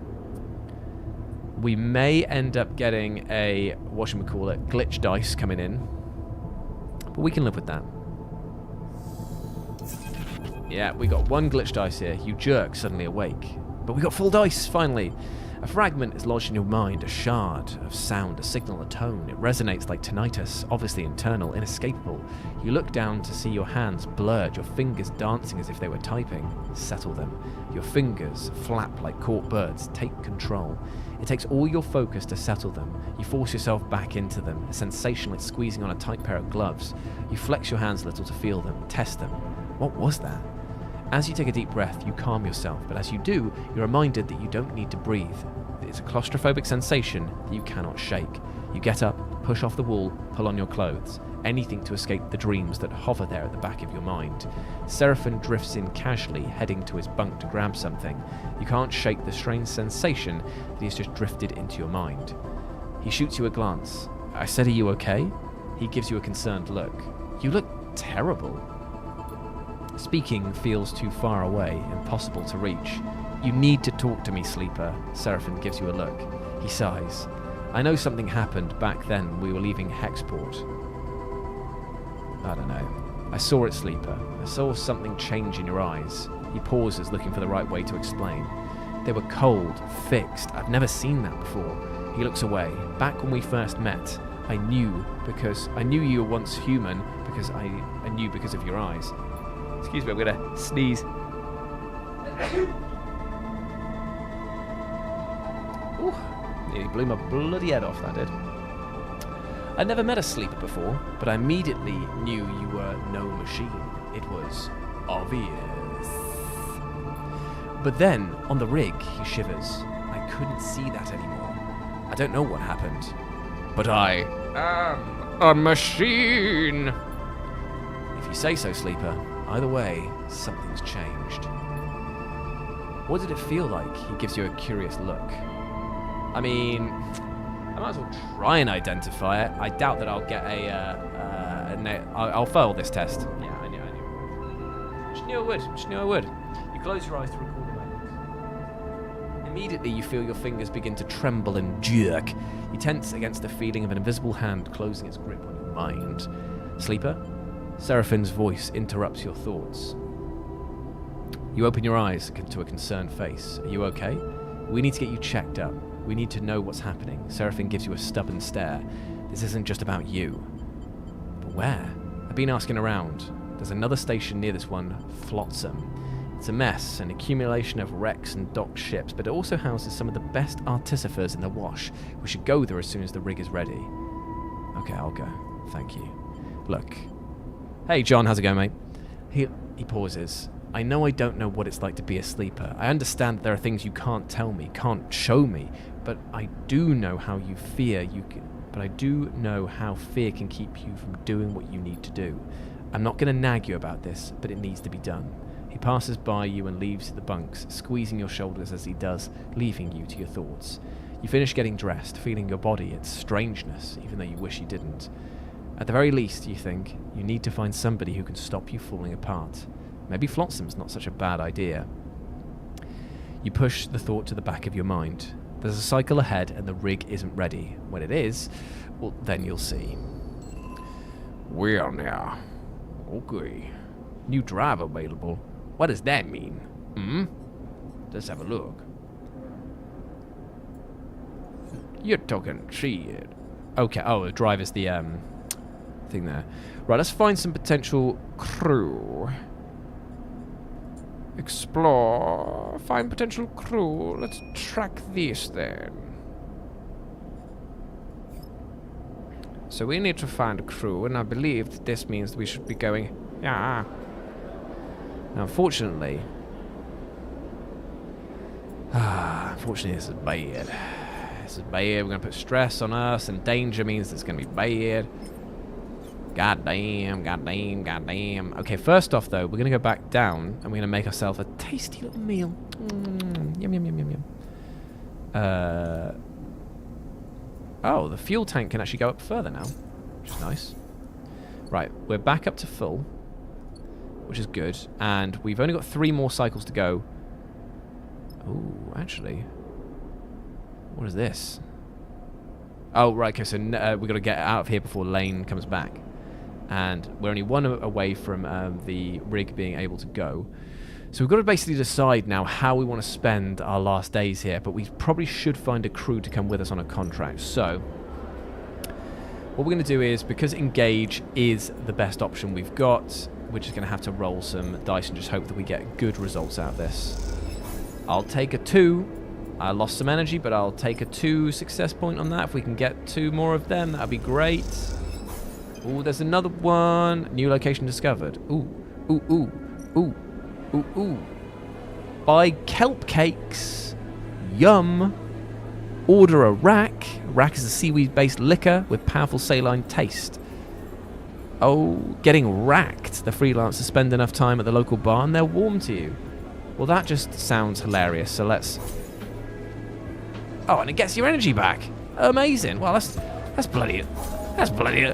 Rack 'em up, baby! Woo! Beautiful stuff. I mean, I can't imagine what that's actually done for us. Oh, here we go. The Far Spindle is an exhausting place to find freelancers. There's no shortage of spaces here. The corridors and bays throng with crew inbound and outbound, on or between contracts, trading stories, contracts, and materials. Salty, salty alcohol. Yum, yum, yum, yum, yum. Really refreshing. But whatever language, appearance, or code identifies somebody as worth signing on with, you don't seem to have it. Perhaps it's because you're a new face, or are noticeably unsure, or perhaps it's just because you're a sleeper. You push through a thought to the back of your mind and instead focus on what is in front of you, the vast cylindrical tank at the centre of Gaia's Gaia. The first time you entered the bar, you floated open-mouthed, much like all new arrivals do at the sight of the huge kelp stack, the biggest you've ever seen. Even now, your eyes fixed on the fronds of seaweed that wave in the circulating water. Beyond the curve of the dirty glass, you find it impressive. It is just salty wine. I mean, it sounds awful, doesn't it? You take a sip of the harsh, saline-scented rack from its magnetic vessel secured to the bar. As you suck on the straw, your eyes following the shifting fronds, you hear someone clearing their throat behind you at the bar. This is Eugene. Hypnotic, isn't it? The voice is low and rumbling and comes from the large figure on the stool next to you. The fluorescent lights behind the bar glint in his eyes, shining up his wide, rough face. I absolutely love the character designs here. Like the clothing and aesthetic of all these different layers and patterns and materials is really, really nice. I've heard talk you're hiring. The figure turns to face you. You don't recognize him, but in the shifting light of Gaia's Gaia, this isn't surprising. And you are? Eugene, currently freelance. He turns on his stool and leans back a little. The effect is clearly meant to impress on you his size, and you have to admit, it works. Served on a whole slate of crews out of the Spindle. Cutters, mercs, extractors, he smiles and places a broad hand on his chest. Broad skill set, good work ethic, sense of humour, the full package. Sounds perfect. He nods. Why, thank you. I aim to please. I'll run anything out of the Far Spindle. I'm tough and quiet, and you won't need to worry about me. He folds his arms across his chest. What kind of work are we talking about? Before you can answer, a voice echoes out from behind you. Eugene! You look over your shoulder to see the source of the shout. Busy as ever, I see. And this is Vesna. A group of 3 spacers drift up behind you, one of them placing a heavy hand on your shoulder. She's fitted with a matte metal optical implants, and you cannot see her eyes. The caustic light from the tank plays across her face. Too busy to keep in touch, she sighs. I really don't like it when I have to come and find you. Vesna. Eugene nods politely at her, not betraying any strong reaction. Do I look like I'm socializing? He shakes his head. This is a meeting. Oh, a meeting! Vesna squeezes your shoulder. Is that what this is? Yes, Vesna, we're talking about your delivery, in fact. Eugene smiles widely. My friend here is being very helpful. He shoots you a knowing glance. That's right. I'm playing along, man. Vesna turns to you with a raised eyebrow, but before she can speak, Eugene cuts in. This sleeper has a unique ability to extract data. Eugene smiles at Vesna. Exactly the kind of data you've been asking for. So if we can just get back to it, Eugene gestures towards you, then I can deliver what you need. You know, Eugene, I'm pretty tired of this whole act. She gestures dismissively at him. But in the end, it doesn't matter. She drops her hand from your shoulder to her belt. Your eyes follow and you see the dark, boxy shape there. A weapon? You either deliver by the deadline, or you don't, and when you don't, she smiles tightly, I'll be happy to take you through the consequences. Until then, she shoots you a final glance. Chat to whoever the hell you want. Vesna and the two spacers flanking her glide out of the bar, and Eugen watches them go with little emotion. Oh god, what have I wrapped myself up in here, eh? So, Eugen's smile returned. You were about to hire me? Don't get ahead of yourself, mate. Eugen sighs. I'm serious about working. Are you serious about hiring me? I want to know what that was about. Vesna? He shrugs. Oh, she was just trying to rush me, that's all. I won't be working with her again. He pauses, choosing his words carefully. Of course, I can't talk about the particulars, you understand. Vesna just wants to scare you off. She likes to cause me trouble. Eugen looks away out of the door at the bar. Let's not let her. See you later, John. Thanks for dropping in, mate. He pauses in silence for a moment, still looking away. You try to get a read on him, but his face is blank. Only his glittering eyes hint at something rapid internal activity. He turns back to you and meets your eye, a sudden shift in his manner obvious. If you need crew, you need to work. If you need to work, you need cryo, is that right? He doesn't stop for your answer. Well, I can offer both, hard work and a good contract with a good payout. You take me with you on this job of mine and we split the take. He looks down thinking, hell if you do, I'll consider signing on long term. Think of that, no more recruiting. What's the job? Salvage, he leans in. I know of a wreck untouched by local crews which recently turned up in the wash. It's just a little sunward from here, but its disabled transponder makes it invisible to anyone who doesn't know it's there. Had to squeeze the location out of a contact, but I'll share it with you for a straight split. Take me and your crew and we'll claim it all. It's going to be a good payout. A really good one. Sounds like a deal, and I'm not even going to ask any more questions about it. I'm going to trust implicitly. It is. He smiles and leans back. I'll be ready to go whenever you like. As a show of good faith, I'll also fly you out with you on any job in the far spindle, but I'm not leaving the station with you yet, not till we get my job done first. After that, we can talk flying together. No need to rush into it. He shakes your hand firmly, his palm rough and pitted, then turns back to his drink. You slip out of the bar, looking to see if Vesna is nearby. You don't spot her amongst the passing crews, but you can't help but imagine eyes on you in the bar. You shake it off, having become familiar with the feeling of being observed. What matters is that you have found yourself a crew member and a contract. Whether either will come good, well, that remains to be seen. Well, that worked out, I would say, pretty well, but not... It's one of those things where, like, it's all well and good getting a crew member, but that does seem like it's going to cause me some issues, really, doesn't it? Oh, we can actually go to the market hall now. Fine. Beautiful. We can fill up on fuel. And we can fill up on supplies. Fantastic. Right. Okay. So we've got full everything ready to go for whenever we want to head out. And the rig is one cycle away from being complete. Now... we've still got 2 more to do here on the spindle course. We might as well just finish this off and just see how it goes. Perfect. So we've actually got another upgrade point as well from doing it, and we've got another bit of chat here.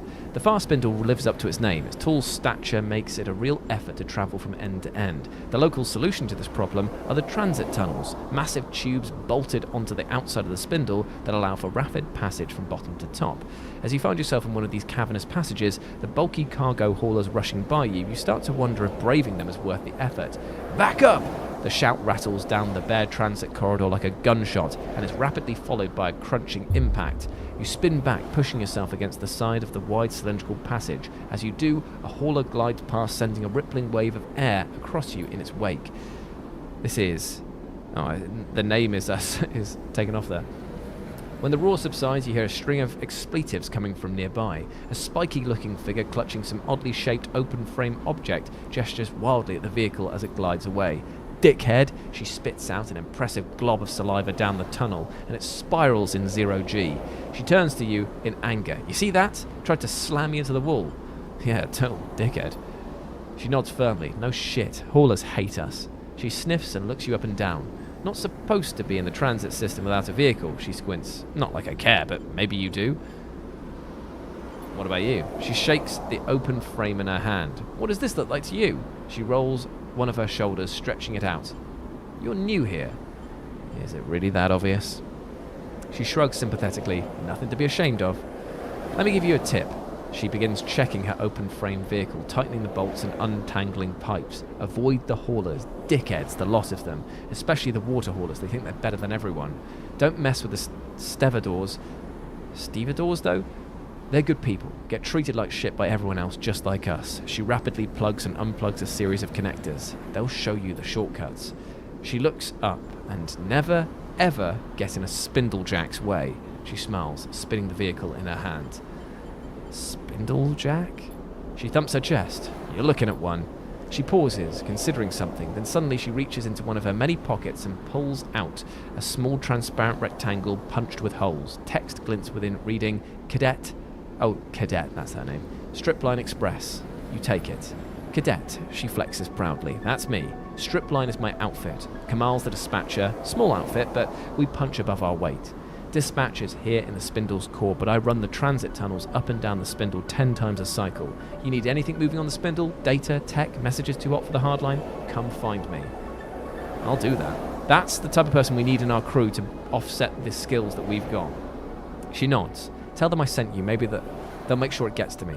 She kicks off the wall and mounts her bike, triggering a small burst of compressed air to keep herself steady in the transit passage.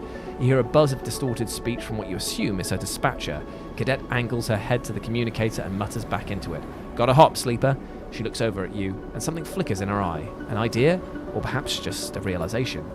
You may be able to help me with something. Package that's been bothering me. She squints down at the package. Come to the office at Stripline in a few cycles and I'll show you. Sure. We'll call it a favour on account of me saving you from being flattened by a hauler, she winks. Now you better get out of here before another hauler tries to squish you. You step back as she twists the handlebars and a burst of air sends her flying down the transit corridor at unsettling speed. You watch her go, slightly caught off guard by her final remark. What could a courier need you for? You turn the idea over in your head as you find a way out to the transit corridor back to the safety of the main concourse. Okay, well let's try and get her on, shall we? We've only got 2 dice left in this cycle. The ship is nearly ready to go, but let's see what skills we need here. We've got to wait 2 cycles in order for that to become available, but we will definitely keep an eye on that. We've already traded all of our bits here, so we don't need any of that. We've now completed that section there. Now there is other bits like gambling and stuff like that to do here, but to be honest, I think that we're okay here. And we don't need to go down to the kitchen because we've already got a food source. So all we really need to do now is figure out whether or not we want to. We definitely don't want to roll the glitch dice, but we can boost this up to a 4 and just try and just get a few more chits. Might be worth doing. Perfect. Cool, right. 11 cryo will keep us going a little bit longer, and we'll call that a day. Not bad. Not bad at all. Oh, we've rolled fairly well. As you drift lazily down to the ship's mess, you hear raised voices. You steel yourself for a moment at the entrance, then slip inside. Seraphim sits hooked up to his usual stool, his slate's glowing beside him. He's shaking his head as you enter. Bliss, meanwhile, is floating freely and gesticulating sharply as they explain something important. I don't see why not, Bliss chops the air. It's not like you have an alternative. We can get the cryo, it'll take time, but we can get it, that was the deal. Seraphim speaks calmly, trying to placate Bliss. Sleeper! Bliss spots you entering and they turn to Seraphim. Let's see what the Sleeper thinks about this. About what? They both fall silent for a moment. Seraphim sighs. The rig's ready, Sleeper. Bliss gestures around the mess. I fixed it. Hell, I've improved it. She's purring thanks to me. Now, wouldn't you say, having done such an incredible job, I deserve to be paid properly for my work? A calculated look crosses their face. A refit and retune like this would typically cost my clients hundreds of cryo, even if I was feeling charitable. Seraphim sighs loudly. He knows where this is going. See, I could make you pay, and maybe you could even scrape the cryo up, but not without taking a contract and taking this ship off the station, leave me in the lurch. We wouldn't do that. Seraphim starts, but Bliss holds up a hand to shush him. So I have a proposition, one that clears the deck completely. I would turn around the open sign on my little bay of mine and join up with you. You keep me in work, you give me my split, and you give me transit to wherever you're headed. I'll even keep this rig of yours working for free. What could be better than that? Us paying and being on our way with no hangers-on? Seraphim folds his arms and looks at you. Tell them, Sleeper. I mean, we can definitely use their help. Come on. See, Sleeper gets it. You can use my help. An excellent engineer, a tidy shipmate, and a half-decent chef. I'm done with fast spindle. I'm done taking not enough jobs for not enough cryo on a station where I know nobody. You're welcome. Seraphim holds up a hand. Look, we appreciate it, but we are on the run, Bliss. Trust me, you are better off here. He gives them a serious look. Even telling you this could put you in danger. Bliss pauses, and they start laughing. On the run? They shake their head, smiling. You expect me to be scared off by that goofy shit? I mean, it is true. Bliss just shrugs. The system is at war. The belt is spiraling into crisis. Everyone's got something. I know you were at Hexport. Seraphim looks at them open-mouthed, searching for a retort. What happened there? Who's to say it won't happen here? Big love, Mad. Thank you very much for joining in, mate, and I appreciate it. Cheers. I'm not sitting around watching this all play out any longer. They take a deep breath. Something has to give. Bliss turns to Seraphim. Look, you've done your due diligence or whatever. You're on the run. I've been warned. I accept the risks. That's it. At the end of the day, your ship is clamped into my base, so unless you know my encryption protocols, there's not much left to discuss. Seraphim shakes his head, a small smile crossing his face. They've got us there. He looks at you, and then Bliss. Looks like we've gained a new crewmate, he unhooks from his stool, but I'm moving to the engine room, and he drifts off towards the bunks to gather his things. You and Bliss exchange nervous looks. Sleeper, welcome aboard. Bliss smiles and gives you a half-hearted mock salute. You leave Bliss in the galley and head for the cockpit. The rig is ready to fly again, but the question is, where to take her next? Seraphim mentioned Flotsam, a short Starward journey from here, as a busy station where you might find an artificer to help diagnose your glitches and errors. Sunward, meanwhile, is the Helion Gate, an abandoned and uninhabited megastructure left over from the Solheim days. Maybe good for salvage, but not an easy place to survive. And beyond that, well, as they say, the belt is wide, and at least now you have a functioning ship. Fantastic. So we can go to new parts of the belt. Ooh. God damn. So we can just go... Ah, you got to navigate through the debris field. That's pretty cool. So you've got to get upgrades in order to go to these things here. Interesting. Well, the thing is that we... Let's have a quick look. So we've got to wait one more day for Cadet to become available. We've fully maxed out our supplies. We know roughly where we're going and what we're doing. So let's take a look at our... We could go and get... we could find out what's wrong with our body. Or we could recruit Eugene straight away and get that done here. And we've got to help Malik as well for the ice thing as well. Ah, damn, man.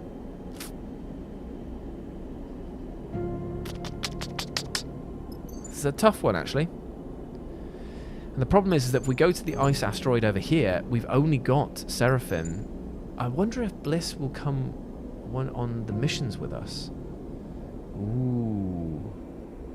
Because Eugene feels like they're going to be another sort of skill set that's very similar to mine.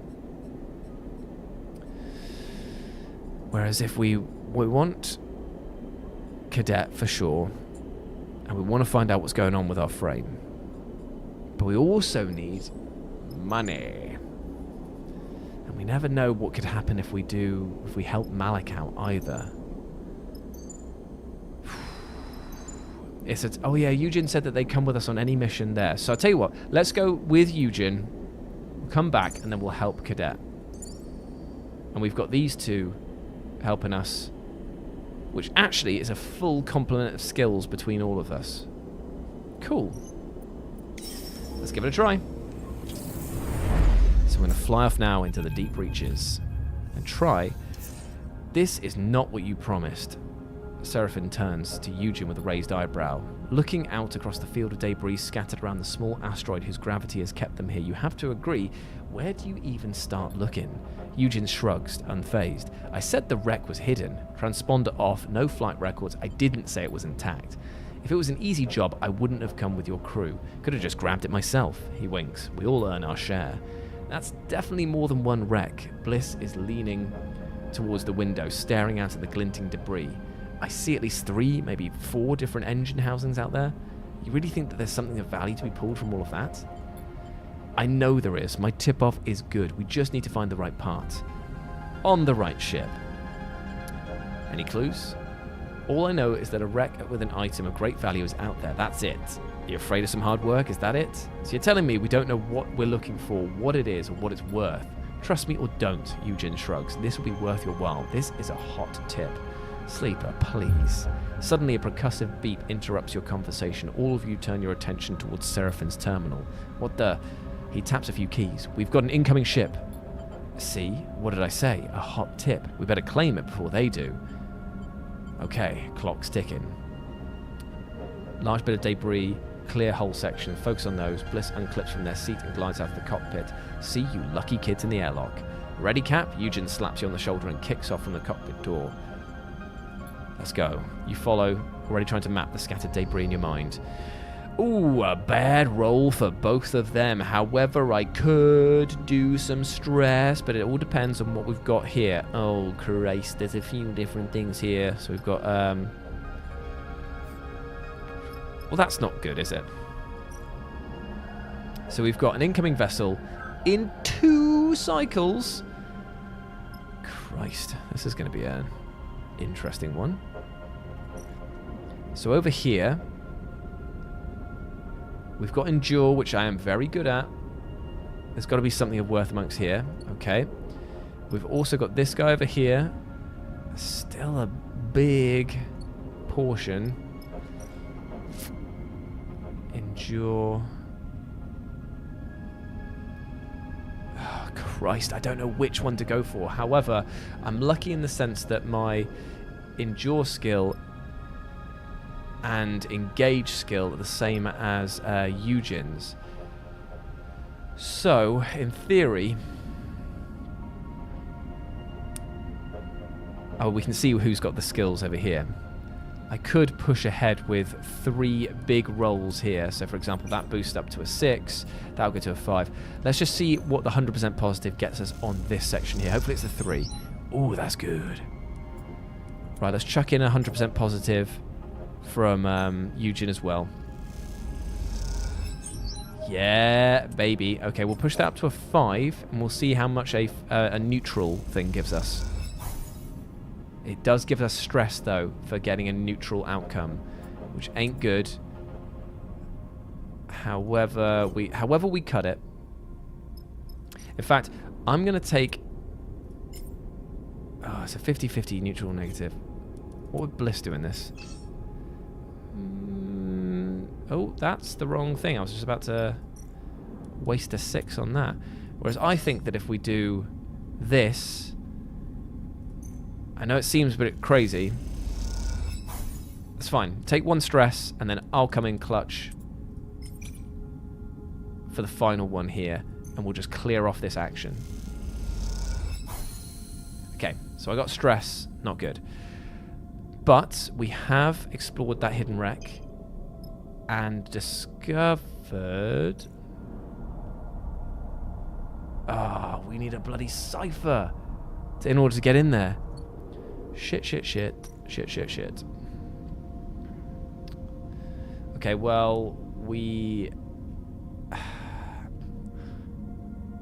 Both Bliss and I can roll pretty high on this engineer one here. And on this one... The wreckage... We can make use of everyone's skills at least one way with... Yeah, okay, so this actually means that we can probably get the most out of it. So we'll just go... Everyone's dice gets used. Ooh, only a 1 for that. Ooh, wee. I don't know about this, actually. That was a lucky positive over there. And hopefully this will give us another one. Okay. Right, so basically we're just going for a 50-50 on this one here. Yeah, okay, fair enough. I mean, that was worth a thing there. We can definitely clear that off before the next cycle begins. But everyone's dice has been used. Everyone was useful. And no glitch dice. Okay. I feel pretty confident about getting through this here. As long as we can roll... we got 2 dice that are away from breaking. That ain't good. But... let's work with what we got, baby. Right, come on, give us 100% so let's give us a 2. There we go. And now we can boost this up here. I mean, the stress is going to be high for him, but it doesn't really matter. Oof. If we get another 2 stress here, he boned. So I'll tell you what. Let's not force him into any more thing. We'll just hopefully get a 3 for doing this. Perfect. Right, so that is done. And we've discovered a new location.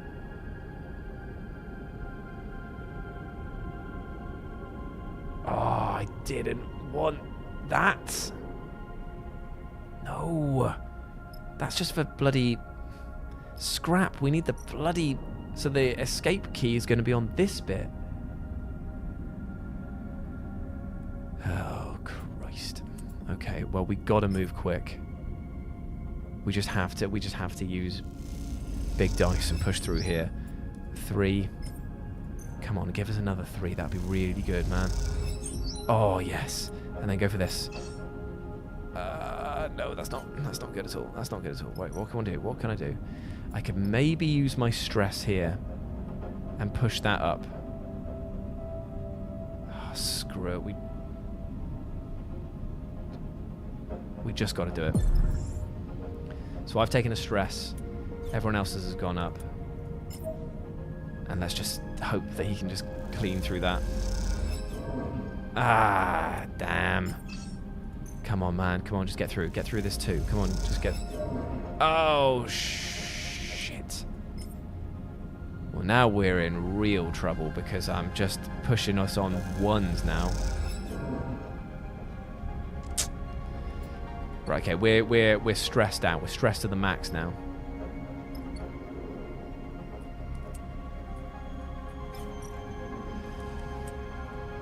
Can't even recover dice. Okay, right, we're just going to have to sleep. And unfortunately, at the end of this cycle here, it's going to be bad news. So we've just got to really hope we're going to break a few dice here as well. Okay, Eugene, you piece of shit, where are you? The distorted voice rattles. Finishing up your breakfast. Everyone turns to look at Eugene. Seraphim is shaking his head. Vesna. Steel-eyed captain confronted you. Open the airlock before I do something I regret. I goes to them. You realise the machine must be in the rig's entry lock. Damn it!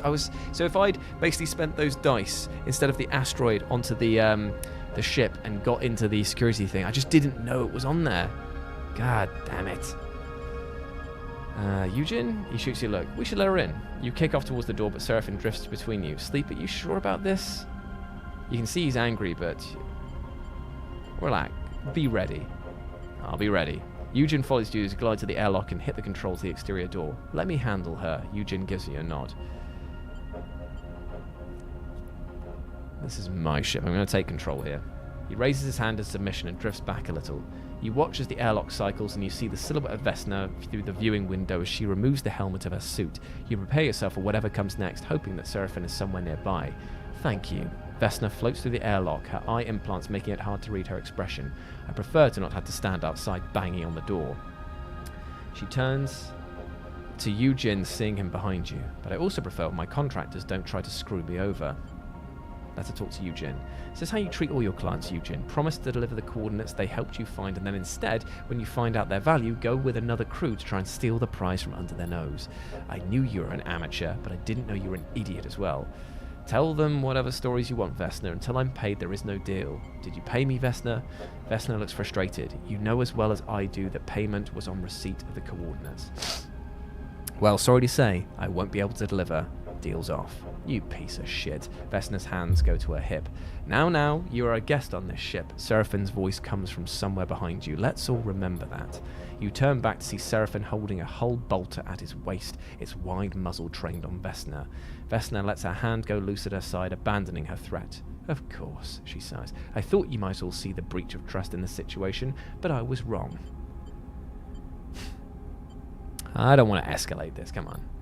On that, we are agreed. She backs a little towards the airlock door. Jin, she looks at the freelancer. Don't think I'll back off. My team can find this thing faster than any mongrel crew. First to the prize takes it all. May the better crew win. Indeed. The door scissors shut. Suddenly tumbles forward. Something hits him on the side of the head. Oh God. Idiot! Seraphin stands up behind Jin, having swung the heavy muzzle of the hull bolter directly into his head. If you ever put this crew in danger again like that... Stop. Sleeper, you know I value your kindness and your patience, but this idiot almost got us killed. He still might. Jin catches himself on the wall. It's okay. He wipes a little blood from his forehead. I get it. That was sloppy. The whole thing is sloppy. That's how you get yourself killed. As much as I enjoy this display of aggression and idiocy, Bliss's voice comes from behind you, we still have a contract to complete, and now we have competition. We should leave. Cut our losses. Now wait. Jin wipes the corner of his mouth with the back of his hand. All this and you're going to give it up and turn tail? Jin is right. Shit. You're right. All right. He glides over to Jin and pats him on the shoulder. Time for you to prove your worth. I'll be watching. Right. Okay. So we were so close to getting this bit here. And now we have to do it within 3 cycles before they find it, which I feel like we definitely will do. So... let's finish off this with... we're just going to go for a real obvious winner here. Come on, come on, come on, come on. Booyah. Right, okay, so we have accessed the door. Now let's see what's inside. Oh, you are a goddamn piece of trash. Putting an interface one when none of us have interface. So every time we put in a skill, it's going to be bloody well halved. Shit, man, I can't afford that. I'm just going to have to dig through the salvage here and just hope that I can find something, because... shit, man, like... let's just... maybe we'll find the data thing here. Luckily, with my +2 on all of these, I'm really going to be... I'm cutting through this quickly. Come on, there's got to be something. Oh, I literally just got raw scrap. That's all I got from it. Shit. So we literally have to just bundle every single dice in here, and the stress meter's already high. And everyone's getting a massive negative on that one there. Piece of trash. And all I'm getting is stress. Oh, man. This is going to be bad. I got a 25% chance of it being real bad. I got 2 off of that one. Listen, brother, you've got us into this mess. You're going to just have to... oh, that was lucky. Look, we're just going for it. Everyone is just going to have to chuck in whatever... oh, wrong one again. Everyone's just going to have to chuck in whatever they can. Like, it's a 50-50 negative on this one here, but I haven't got any other dice to spend, so... shit. And if I get too stressed out here... if he dies here as well, if he gets this one... nah. Right. We're going back to the ship. We're going to end the cycle. I know that there's still dice in play, but I can't do anything about it. And I'm just going to have to just hope that I roll real high and get some real good lucks here. And we've broken 2 dice. That's bad. But... come on. If you can just get this, this would be great. Come on, man. Come on. Oh, please, Bliss. You haven't done anything, really, at the moment. 1, that's fine. And I'm just going to have to go in hard with... No, I'm not going to go in hard. Screw it. If he gets stressed, fine. Who cares? Yes! Okay. Please let that be the data thing that I needed. Yes, it is the shifty encryption key. Let's chuck it in. Come on, man. Let's get out of here as well. That was bad. We took so much damage there. And we still got to do more stuff. Oh, no. Oh, no. On the plus side, this is my wheelhouse. This is my jam. So we're just going to have to go for it. Come on. Oh, damn. That was unlucky. We've broken a lot of dice. And we're just going to have to just go for it here. Gun it and run it. Come on. Okay. So, my character is mega stressed to the point where I'm going to take some real bad dice breaks going into this. But there's not much I can do. 3 dice broken, but... Ooh, terrible roll on Eugen over there. But, on the plus side, we should be able to hack through this without any issues now.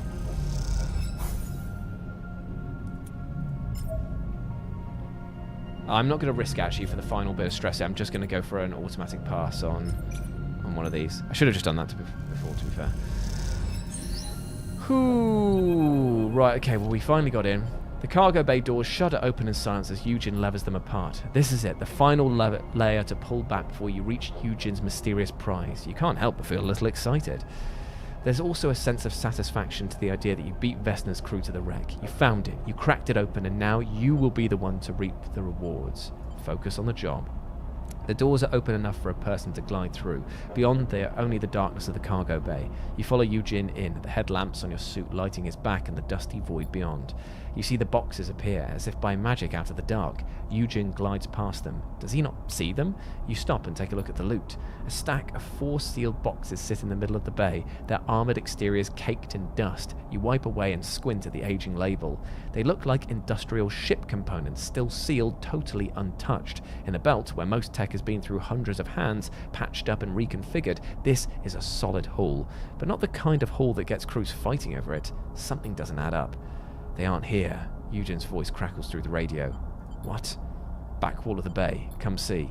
You kick off the crates and glide through the dark until you see Eugen, the back wall of the cargo bay, and something that confuses you for a second. A black shape, a ragged circle around Eugen. You squint. Inside it, tiny lights twinkle. It takes you a moment, but you slowly realise that you're looking through a hole in the wall to the stars beyond. Someone beat us to it. His voice is flat. They're long gone. Are you serious? Look for yourself. This happened a while ago. They punched in and took it. What aren't you telling me? Eugen turns back to you, his face pale in your torch headlights. He seems to be lost for words. Folks, Bliss's voice comes through the suit comm channel. I've got Seraphim telling me Vesna's crew are heading this way, so whatever you've got in there, if you want to grab it and keep it, let's get out of here now. I'm already heading for the rig. I'll get the cargo bay open and prep for your arrival. Don't dwindle. Let's just take one last look, just in case, eh? You scan the bay. Notice the brace is built for whatever is big and tied down. Eugen suddenly seems to regain his focus. The crates, let's grab them and go. You glide back across the bay, your mind still racing with questions. Something about Eugen's reactions tells you he knew what he was expecting to find here. If that's the case, you think, it's another lie he's told you. You both reach the crates and quickly lash them together, guiding them weightlessly out of the room between you. As you do, you meet eyes with Eugen and he looks away. I really hope you 2 idiots are on your way back, Seraphim chirps over the radio, because Vesna's boys are just about to reach that wreck you're on. We're inbound. Eugen responds quickly, then clicks his radio off. Well, well, well, Seraphim continues. Tell me then, what ancient and powerful treasure did you find in that thing? Gold? A convoy warhead? 3 crates of components. Seriously? Sleeper, me and you are going to need to have a serious chat. You cross the debris field and the ship in silence, your eyes on the scrap for signs of Vesna's crew. You don't think they'd ambush you, but then again, you wouldn't put it past them.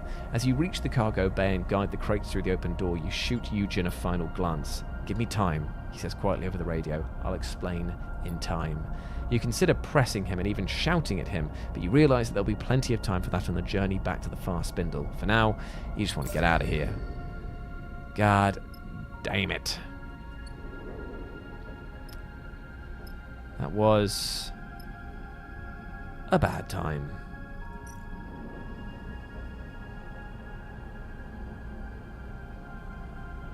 Oh, that's cool that you can just, like, chuck. Oh, yeah, that's the workbench there, right? Right, well, yeah, let's leave. Damn. Damn. I wonder if those components were actually even worth it, to lose 3 dice.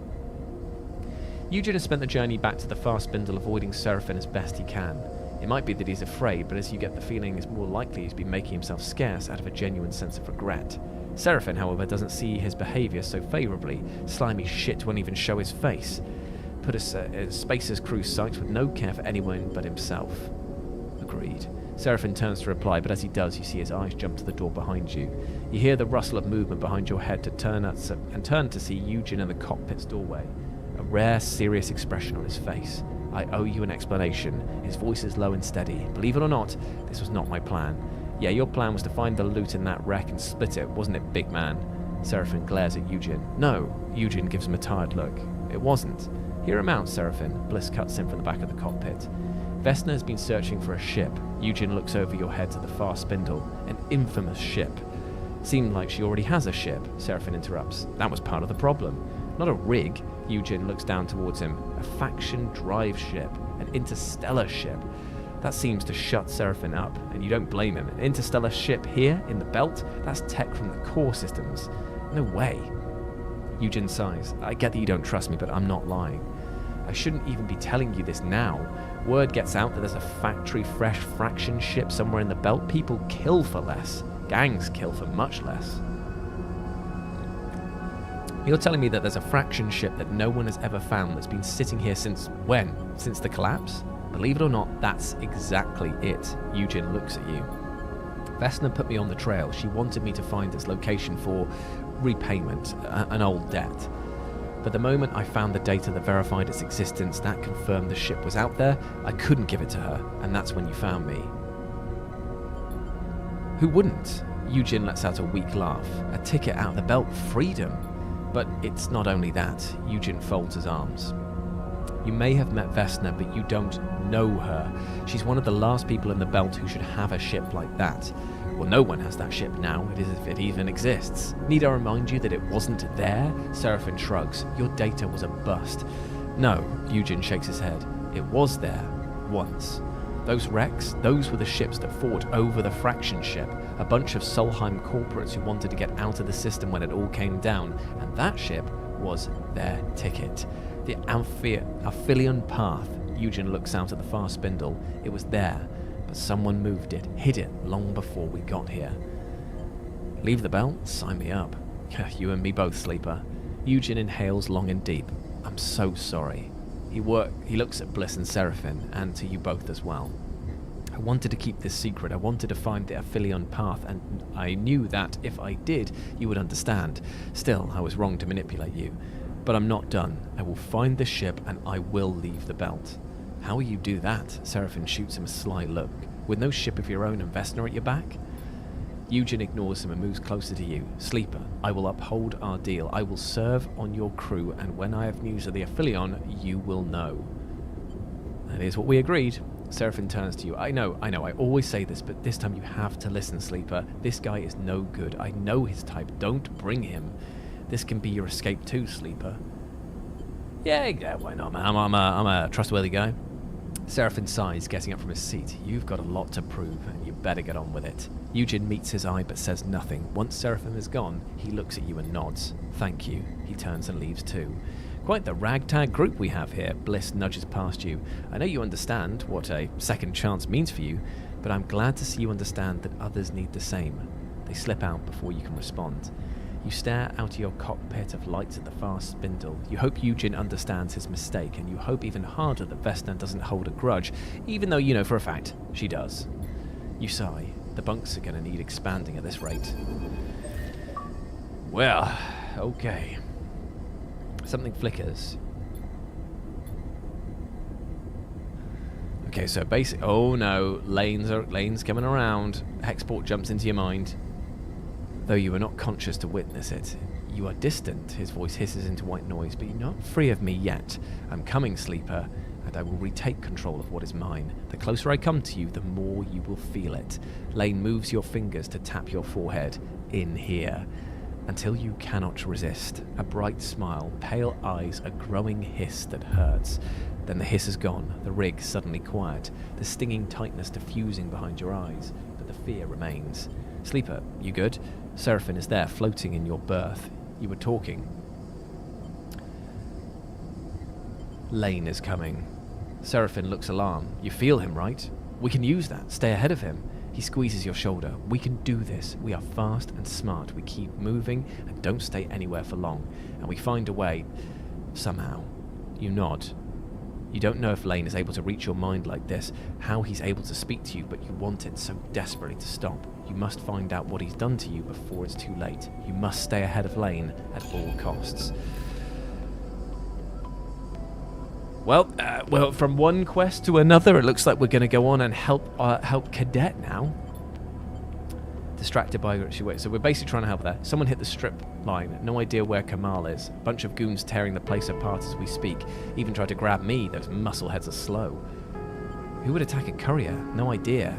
They were typical renter thugs. Could have been anyone with chits to burn. Remember that package I asked for your help with? The one that's bothering me?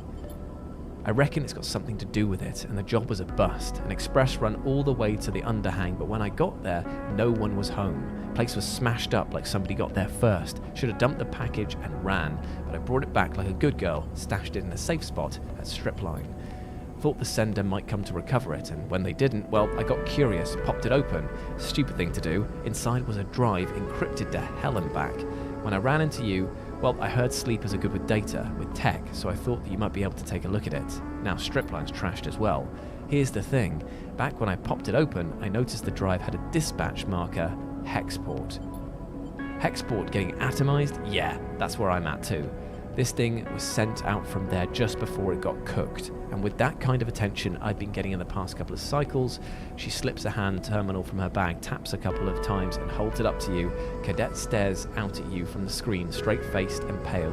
Spindlejack KD754 in breach of fast spindle codes B12 and F34. Reward for information leading to capture considered dangerous.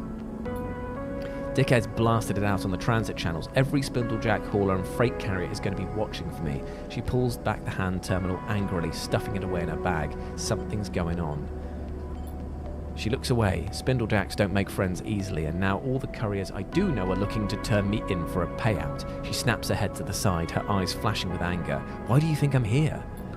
It's time for that favour, sleeper. My connections are burned. Help, my whole career is gone. I need to fight back. If I walk away, there's nothing to walk away to. I need your help. What can I do? I need you to get the drive. She takes a breath. If they want it that much, I can use it to buy my way out of this shit show. I tucked it away somewhere safe, so my guess is they haven't gotten to it yet. You just slip in, I'll give you the location, and pull the thing out. Should be simple. Okay, let's do this. Thank you. Look, this thing turns out to be worth something, you get your due. All I want is my life back. The drive is in the workshop. There's a loose panel behind the air bike rack. It's taped to the back of the fuse box inside. I've got to keep heading down Spindle to the overhang, past the end of the transit tunnels. No one will rat me out there. I'll come find you when it's done. I've still got some network access. I'll know when you go in. She winks, offering no further explanation. My bike's locked up nearby. I'm gonna hop. Do me this favor, then we're clear. Stay safe. Doing my best, sleeper. She gives you a mock salute. She slips back into the shadows, and after a few moments later, you hear the percussive pulse of an air bike accelerating away. You know, at least, what it's like to be on the run to flee for your life, and in that, you feel an empathy, a connection with Cadet. But from every other angle, this thing looks like bad news, the kind a sensible person would steer well clear from, and perhaps you would steer well clear if it wasn't for one detail that's stuck in your mind, and that's that the drive is from Hexport. Is all that enough to send you down the strip line in search of that drive? Only time will tell. Bloody hell, from one mission to another, things ain't going too well. Lane is hunting once more. Great, good times. But we have got a new crew member. We could potentially get another one in the form of cadet. We do need to resupply. We need to repair some of these dice. Our glitch counter's pretty bad too. So all in all, we ain't feeling too hot. But we will continue, and we will do so next week, because I've got to dash right now, my friends. Big love to you all, and thank you so much for joining in on this episode. I love this game so much, and I hope that you do too. And I will be back next Wednesday for more Citizen Sleeper 2. I got a dash, so I won't be hanging around for very long. So love to you all, and I'll speak to you next week. Bye everyone. Bye everyone. Bye bye bye bye bye bye.